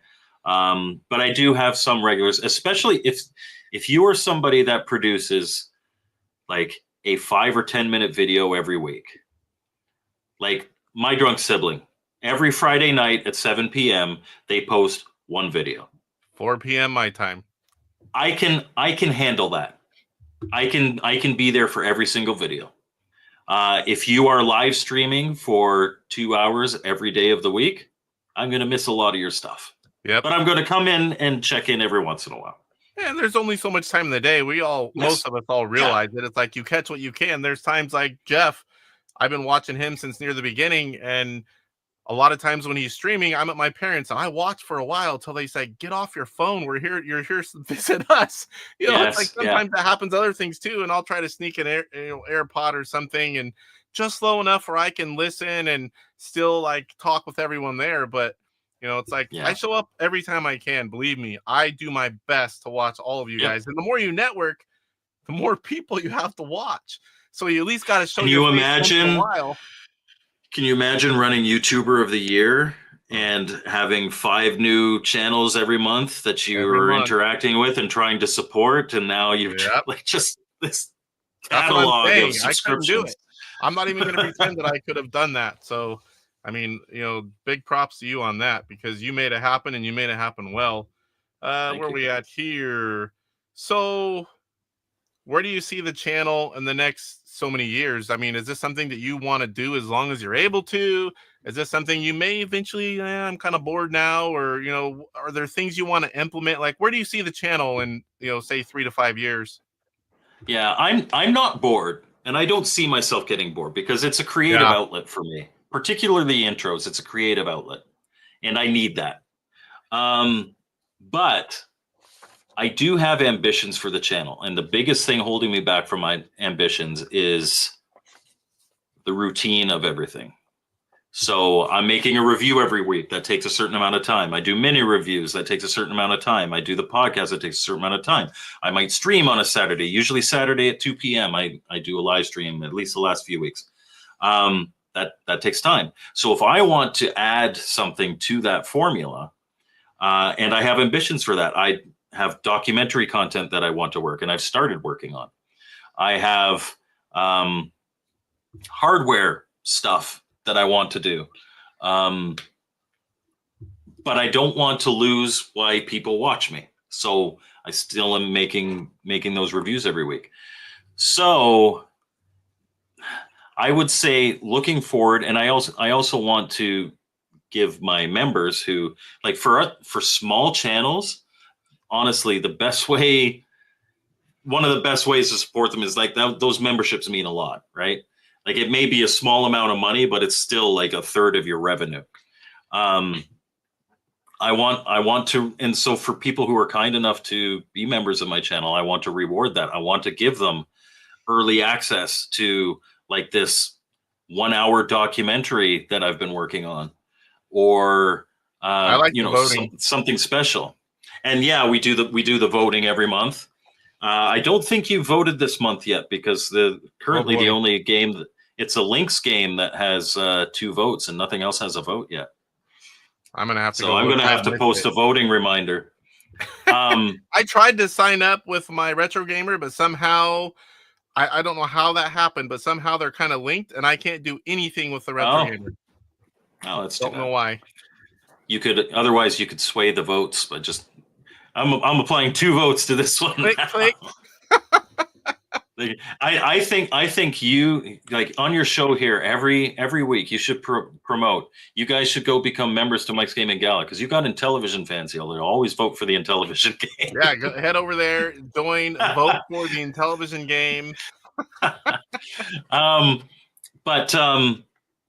Yeah, and I want to make that less time sensitive content that I can put as early access. I've made a promise that I will never lock anything behind a paywall. So if you don't want to join, it's not like you'll ever miss content. You'll just have to wait a little longer for it. Yeah, that's what I want to do. I want to do some more, add some things to my repertoire. So it may come, I could see at some point me no longer doing weekly reviews, maybe doing bi-weekly reviews, and in between would be a different type of video. At the moment, there's no plan for that, but I could see that happening. Yeah, for me, doing the show, and I've sort of backed off where I was trying to alternate, where I was doing some kind of gameplay, homebrew gameplay, having people on the Wheel Spin Show, Horse Racing Live. One was show, specific, and I try to do more in the show, more segments. And then the next week, I try to do something more fun with a little bit of stuff. And that helped out a lot, but even that's hard. It's like, I want to do other things. I want to play the homebrews. It's like all these things behind me, and I've hardly played them except for what you see on the show and the few videos I've done. But yeah, I think you're a little younger than most retro gamer fans, but certainly for the Intellivision crowd, I am on the younger end. I will be 44 this year. Yeah, I turned 50 this year, and I'm pretty much one of the young ones that started with it. But I think once I retire, I plan to still go. I don't know, like for me, but if I'm still going and I retire, I plan to do a lot more. I'll have the time. I mean, why not? But I don't. Honestly, it's a situation like if I won the lottery, a lot of people are like, oh, I would buy this, I would buy that. If I won the lottery, I'd just be like, oh, I wouldn't have to worry about it. I could spend so much more time being creative on YouTube. Yeah, I genuinely enjoy doing this. If I didn't make a cent doing it, I still would do it. Still be happy. Still be doing it. It's like that old thing. If I won the lottery, there will be signs. Yes. All right. So that's going to do it. That's all the questions I have for the YouTuber. So I know we're getting up there, but this will be a fairly short one. As long as you have time, I'd like to really quickly talk about the game testing, because you've done quite a bit of that. You've done game testing, you've had like idea input, you've done voices. Tell us a little bit. We're going to get into a little bit. We have a few questions, not many. How did you get into that, starting game testing? Okay, so William, hey, thanks, Harvey. I'm still around for a little bit. We're talking about game testing now, but appreciate that, Harvey. The first game I did game testing on was for Electronite, and it was Boulder Dash. So we were doing game testing on this in 2014.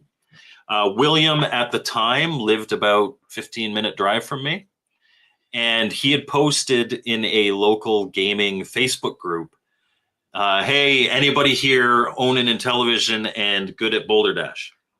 I need game testers for my new game. And I had never met this guy. That's hard to find people for. Yes. In a local group, an old console, and a homebrew. Yeah, and trust me, everything around here, it's Nintendo this or Sega that. you don't even see much Atari at game swaps here. It's there, but just not much. So yeah, I responded to it. And I'm like, well, I used to be pretty good at Boulder Dash, and I have an Intellivision. So he invited me over, and I played it on his console in his living room. And I think I died at like cave B or C. Like I didn't make it far at all. He's like, I could see on his face, he's like, oh, geez, you really suck at games. He's brutally honest. Boulder Dash is one of those games where if you haven't played it in a long time, your brain needs to get back into that mode, right? Most games are like that. You can't just. A lot of games are like that. So he's like, so he burned me a cart. This was before the LTO flash, and he's like, you know what? Take this home, give it a try. You can return it after. Within 3 days, I had beaten every level. And one of his existing game testers had said, no, that's impossible. You couldn't have beaten this level. I want to see video proof. So I literally set up my phone to record it off of my CRT screen, and I beat the level, and he never commented in the testing thread again. But whenever I needed a new version or we found a bug, he would burn a new cart for me. And actually, this is incredibly unique. It might be the only one out there. If it isn't, there's like one or two others.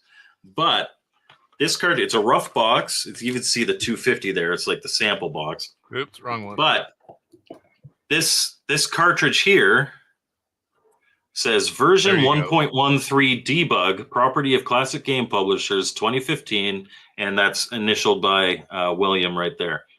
This is the tester cart that has the cave select, including you can select the individual 5 bonus caves on this one. So it might be the only one that exists. And if it isn't, it's one of, like I said, 2, maybe 3. Test/prototype cart. And then every game that I've tested after this, we've used LTO Flash. That's so much easier. It's so much easier, but you don't get the cool. I mean, I still have the ROMs with the level select for different games or Invincible, like whatever testing additions they give you. But those things are great when you're testing. Time saver. I mean, you can't even get to some things for most of us. Yeah. What are your thoughts on what a game tester does? Before you started doing it, because a lot of people just think it's I just get to play games and get them early and stuff. Versus now that you're kind of like a seasoned tester, how did you think differently? At first, you would think it's just I like Harvey's comment. I was drooling, Harvey. I really was. I was wanting to say, Mike, if you want to sell that, I'll trade it for a Tudor Vision. Whoa, I bet you would. What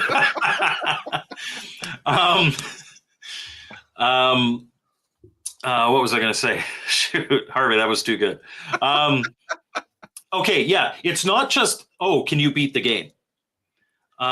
Yes, that's a part of it. You have to be good enough to beat a game to just show that it can be beaten. But for instance, Miner 2049er, I played, I was a game tester on Miner 2049er.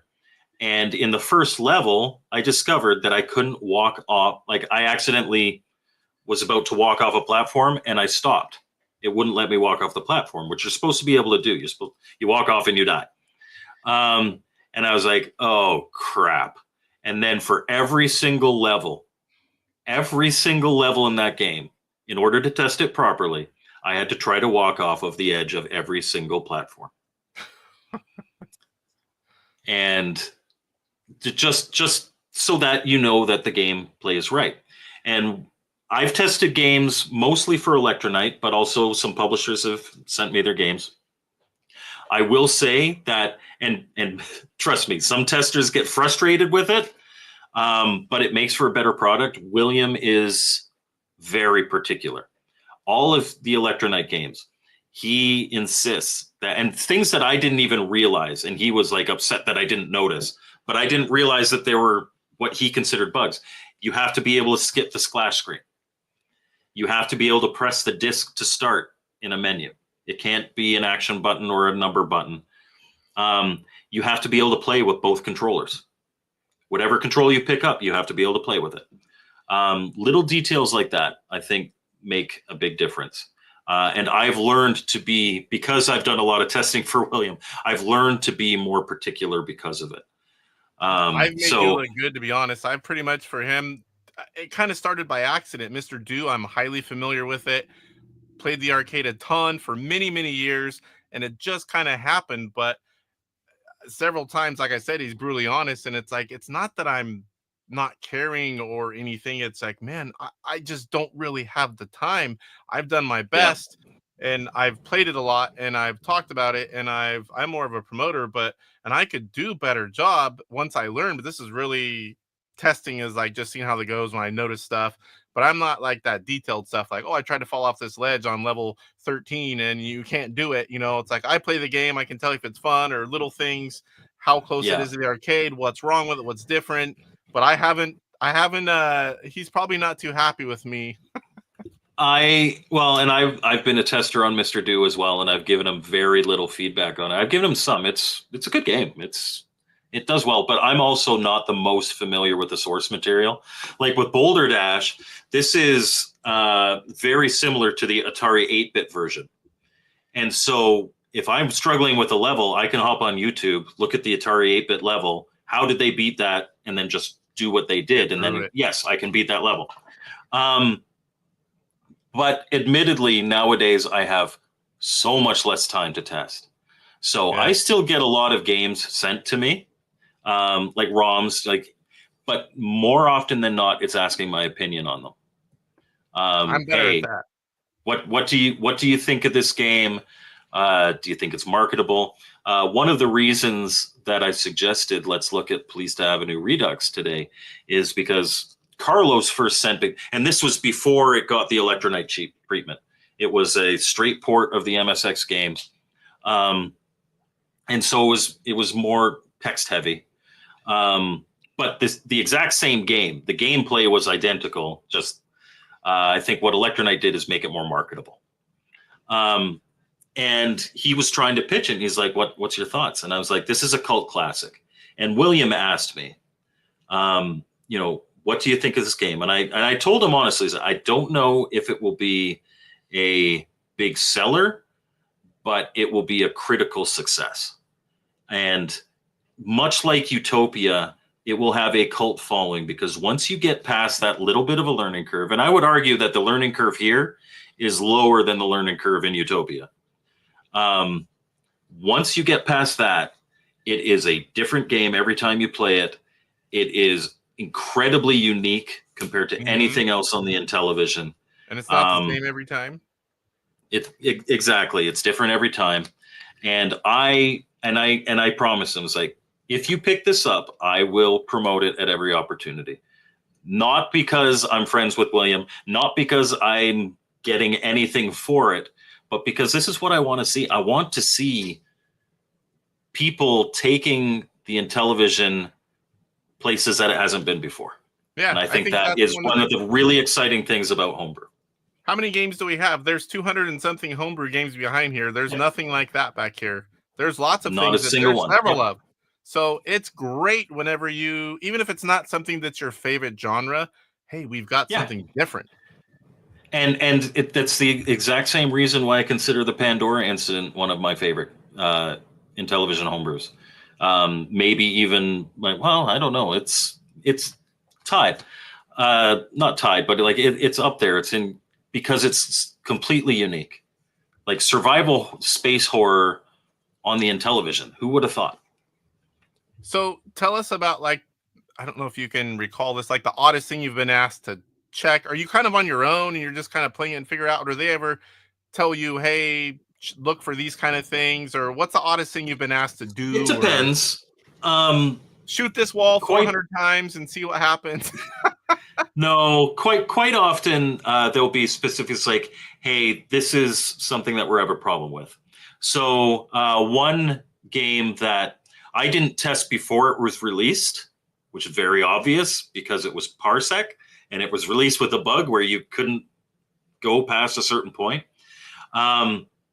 And then I don't know if it was public who this programmer was, so I won't mention them. But I was asked by the programmer, hey, can you test this out? And this is the problem that they are having. And this is what we're trying to look for. And I really don't. And it's a source material thing. It's not anything to do with the Intellivision homebrew programmer here. But I really don't like Parsec. I really don't like Parsec. I like but it. I played it. Like it's like it gives you a little warning, one ship comes. It gives you a little warning, one ship comes. Like it's just very boring and repetitive to me. And I also wasn't particularly good at it, probably because I didn't care enough to try to get good at it. I'm not very good at it.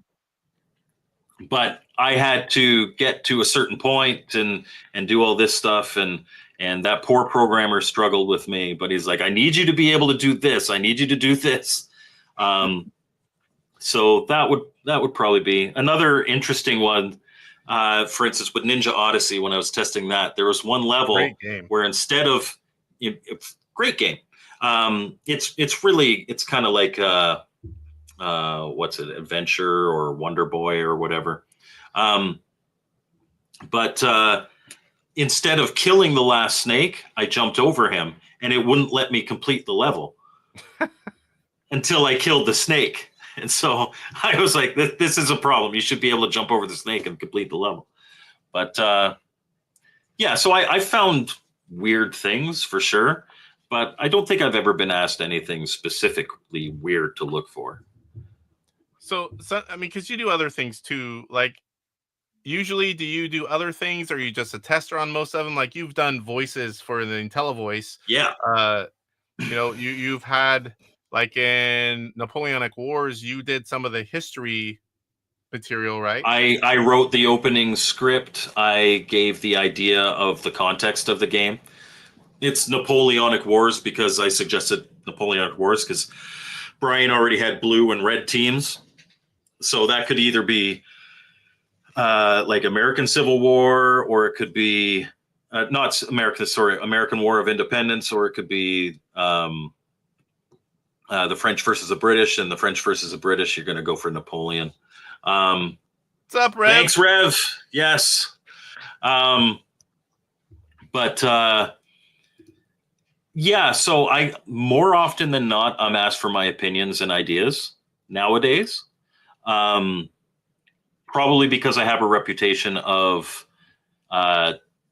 giving my honest opinions on air. So if somebody asks me ahead of time and I'm like, oh, I really don't like that, maybe they take that out of the game or whatever. I don't know if that's a genuine fear. But yeah, for the voices, the first game I ever did the voices in was Steamroller. So I'm the announcer in that game. And then I did Robot Army. And then what else? I did Ghostbusters Ultimate Edition. Best version. Yeah, best version. I suck so bad at that. When I hit 5, I've got 2 copies. I got a free copy for doing the voice, and I also supported the campaign. They're both still sealed. They're both supporter copies. And when I hit 5,000 subscribers, I'm going to give one away. Ooh. So go and subscribe. Are you technically more involved than a tester than you would say? Like, sometimes you're bouncing ideas, not just testing and reporting stuff, but you're bouncing ideas. Sometimes you're doing part of the voice things. Yeah, I would say I do box storage. Yeah, voice. I don't do very often. I'm like 3 or 4 games. But ideas I've regularly asked for, and not just for Intellivision. I'm asked for my feedback on Game Boy games, Atari games, stuff of all different types. If somebody emails me asking my opinion on a game, I am not always great with getting back to people quickly, but I do get back to people all the time. And if somebody's kind enough to send me a ROM or something to check out, I will absolutely check it out for them. And if it's in a kind of complete state, I will show it on the channel. And yes, I store boxes for William sometimes, as do you. I have a few. 1,000? I have a few hundred. Last thing I've got, and we'll call it a night. For those that are always dreaming of breaking in, I know Rev recently asked me to post, and he got way more people than he wanted to signing up. But how does someone become a game tester? Is it right place, right time? What qualities do you think they should possess before even, wanting to give it a shot? How does that all happen, and what skills should they have? Yeah, for me, it was right place, right time. You have to be willing to do the job. And again, it's not just can you beat the game. That's a big aspect. If you have a game that you can't beat, that's a very bad thing. But the best thing is that you have to have time to be able to be thorough, and you have to be willing to test everything. So it's one of those, like, if it's a Pac-Man game, you have to watch and see, okay, how are the ghosts supposed to act, and then do the ghosts act that way in this game? Like you said earlier, do they kill me properly? Trying to fall off whenever most of the time people try not to fall off. Exactly. You have to intentionally do the dumb stuff. Like in Police Avenue Redux, actually, one of the dumb things that I was asked to do while testing was to jump off the antenna without a hang glider. And I did that. And he's like, try picking up things, try using the hypno disc on everything. And this is stuff that doesn't even occur to me, because I'm like, okay, the hypno disc is to use against a sorcerer. But if you use it on the magic spear, now the magic spear is sentient, and it joins you like a friend if you grab it. But it'll also run away from you. I once made it sentient, and then I had to like chase it to pick it up. And this is stuff that like I never would have even thought to do. And you kind of have to think outside of the box. It's like, you have to play counterintuitively sometimes, just to make sure that if you do the wrong thing, the right action results from that. Yeah, So, I mean, and so far as, how to actually become a game tester, befriend programmers, befriend publishers, and let them know that it's something that you are keen to do. I mean, we're a small enough community. You're interested in doing it, be a part of the community. We're a small enough community that all of these guys are accessible, mostly through AtariAge. And if you're serious, they might try out. But also, if at any point in your life you have taken a ROM that you have been trusted with and shared it with everyone, you will never be trusted again with a ROM. Nope. My LTO flash is like a bar of gold for if like pirates came and broke into my house. It's got all the way back to like not Boulder Dash, but just after Boulder Dash. Like I've got build versions of Miner 2049, or I've got build versions of Ninja Odyssey and stuff like that. I will never, ever, even I mentioned this, I was streaming Draconian, and Draconian used to be a free ROM. I downloaded the ROM for free. But ever since Draconian Deluxe was announced by Champ Games, it was pulled. I will never share that ROM, even though it used to be for free. Yeah. And you got to be trustworthy, not just with the ROM, but if they don't want anyone to know, you don't go blabbing and talking to everyone about it. I love talking about everything you do too, but if we're not supposed to, we don't. And we do it when we can. It's about information about how things are going. It's like, it's everything. It's like, if they want you to talk about it, you do. If you don't, you have to be trustworthy. There's been tons of projects I wish I could have shared, and other people have had the scoop because I was asked not to share. And thankfully I'm not a news channel. I'm a review channel. So I don't feel that urge as like, I have to be the first to tell everybody. So that helps a bit. But as far as Dave's question here, if you, like, I have the same problem. I have a few different game ideas. Talk to Carlos, talk to Oscar. If you're not, Oscar GT Nano Chess. Give your ideas away. If you don't care about making money on them, give your ideas away. Somebody might make them. if you're sometimes- interested in, I'm a good boy, Rev. I only do what you tell me. If you're interested in publishing your own game, team up with somebody. Team up with Rev or Luke or William or someone like that. And guys who know what they're doing and have all the right connections. Yeah, and then you can figure out some kind of revenue split, but you would also have to split the cost of paying a programmer to make your game a reality. Or learn how to program. Oscar's got 2 great books on programming for Intellivision. Oh yes, I wish I was capable of such things. I have said I have both books. I have glanced through them and not even programmed a single line of code. It's like alien language to me. What was I going to say? As far as the game idea thing, because there's a lot of people with a lot of ideas, but we lack the knowledge to understand, like, some games just will not work on Intellivision.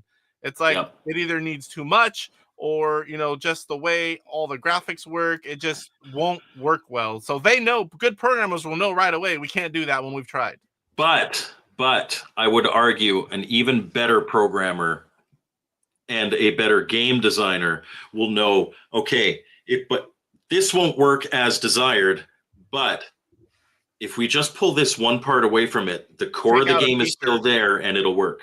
Yeah, mostly the same game, take out a feature here or there maybe, or tone it down, like maybe instead of 5, you know, things move or bad guys, you've got 4, or, you know, whatever it has to be. Let me put it this way. 2 years ago or 3 years ago, would you have ever thought that Dragon Warrior was possible on the Intellivision? Nope. No. A lot of games. I mean, there's a lot of games back here from almost every publisher. I'm like, I always get the, holy crap, that's like NES. Yep. And the one thing that Carlos keeps saying, and I hope it happens someday, is that we need a JLP cart with higher storage, because we keep Carlos keeps bumping that cap. I'm pretty sure they're working on something. We need LTO Flash too. We need more people out there. We need a Intellivision Plus. We need more people with modded consoles and a way to play the ROM so they can sell more ROMs. There's a lot of things, I think, behind the scenes that we need to have done so all these publishers can sell more. Rev puts it right here. This is the category I fall into. I'd love to be able to do it, but you can either program or you can't, and I can't. All right. Well, I think that's going to do it. I thank you again for coming on. It was a fun show. I learned a few things, which I didn't know was going to happen. It's always fun to have you on. We got to take a deep dive into your channel, everything about it. We kind of covered a variety of topics, which anyone that knows you or watches you is going to be interested in, watching. So, and we talked a little bit about being a game tester and the kind of things that go into that, which I know that interests a lot of people. So I'm hoping everyone found it a good episode, and I know I had fun doing it. And can I just brag one time here? Sure. And I'll show this if you could bring it up. So in my career, I'm actually pretty good at what I actually do. So these are these are television and film industry broadcast design awards, as well as a Canadian Screen Award and a Gemini, which are like Canadian Emmys. So this is why my intros are pretty decent. And you know what you're doing. The current environment in the world, I do not know if I'm attending any conventions this year. Not even just because of political stuff, but the economic situation has taken the Canadian dollar and absolutely destroyed it. So going to the US, I'm paying like $1.60 for every American dollar that I spend. Sucks. That makes it brutal. I like it. I would like, and I have been offered, like for Midwest Gaming Classic, I was offered free tickets and a place to stay, but to drive there is several $100s, and it would be irresponsible of me to. $2,500 in gas. Yeah, but you get paid in American dollars, not Canadian dollars. Okay. I would love to. I have not ruled it out, but it is looking doubtful, unfortunately. I am set to go this year, but I am leaving. I'm going to get there earlier, but I'm leaving Sunday a little before noon because that Sunday is my wife's birthday, and we're going to spend it with all the kids. I have an older stepdaughter, and she lives in Northern Oregon, so I made it a family trip so I could still go, and made it appealing to me and her. And I find a way. I'm always find a way. And so for the first time in years, she's going to have all her kids for her birthday. We're going to do a bunch of fun stuff, go out to eat and hang out. So I'm looking forward to that. So, all right, guys. Well, that's going to do it for tonight's show. A big thanks to Mike, and for everyone that showed up live, and for all of you that caught it on the rerun. What do you call it? Rerun? They just catch it later. Yeah, catch it later. I appreciate you all. Next week is my last live show before I leave on said vacation, and we're going to do a horse racing live event, which that'll be episode 61. I am going to have some recorded material for the 2 weeks I'm missing, and I might even pop on live for a little bit on that second Monday, because we'll be sitting there if all works out right and I've got good internet. I might come on and chat and tell you guys about how the trip's going. We'll see. But until the next one, guys, good night, and appreciate you, Mike. It's been fun. Thank you. We'll see you guys in the next one. Rise up, get ready for the fight. The Intellivision gamer, shining so bright. Reviews and gameplay, he's got it all from classics to new. He stands tall, interviews and insights. He's on a mission, unleashing the power of retro intuition. He's got the knowledge, the passion untamed.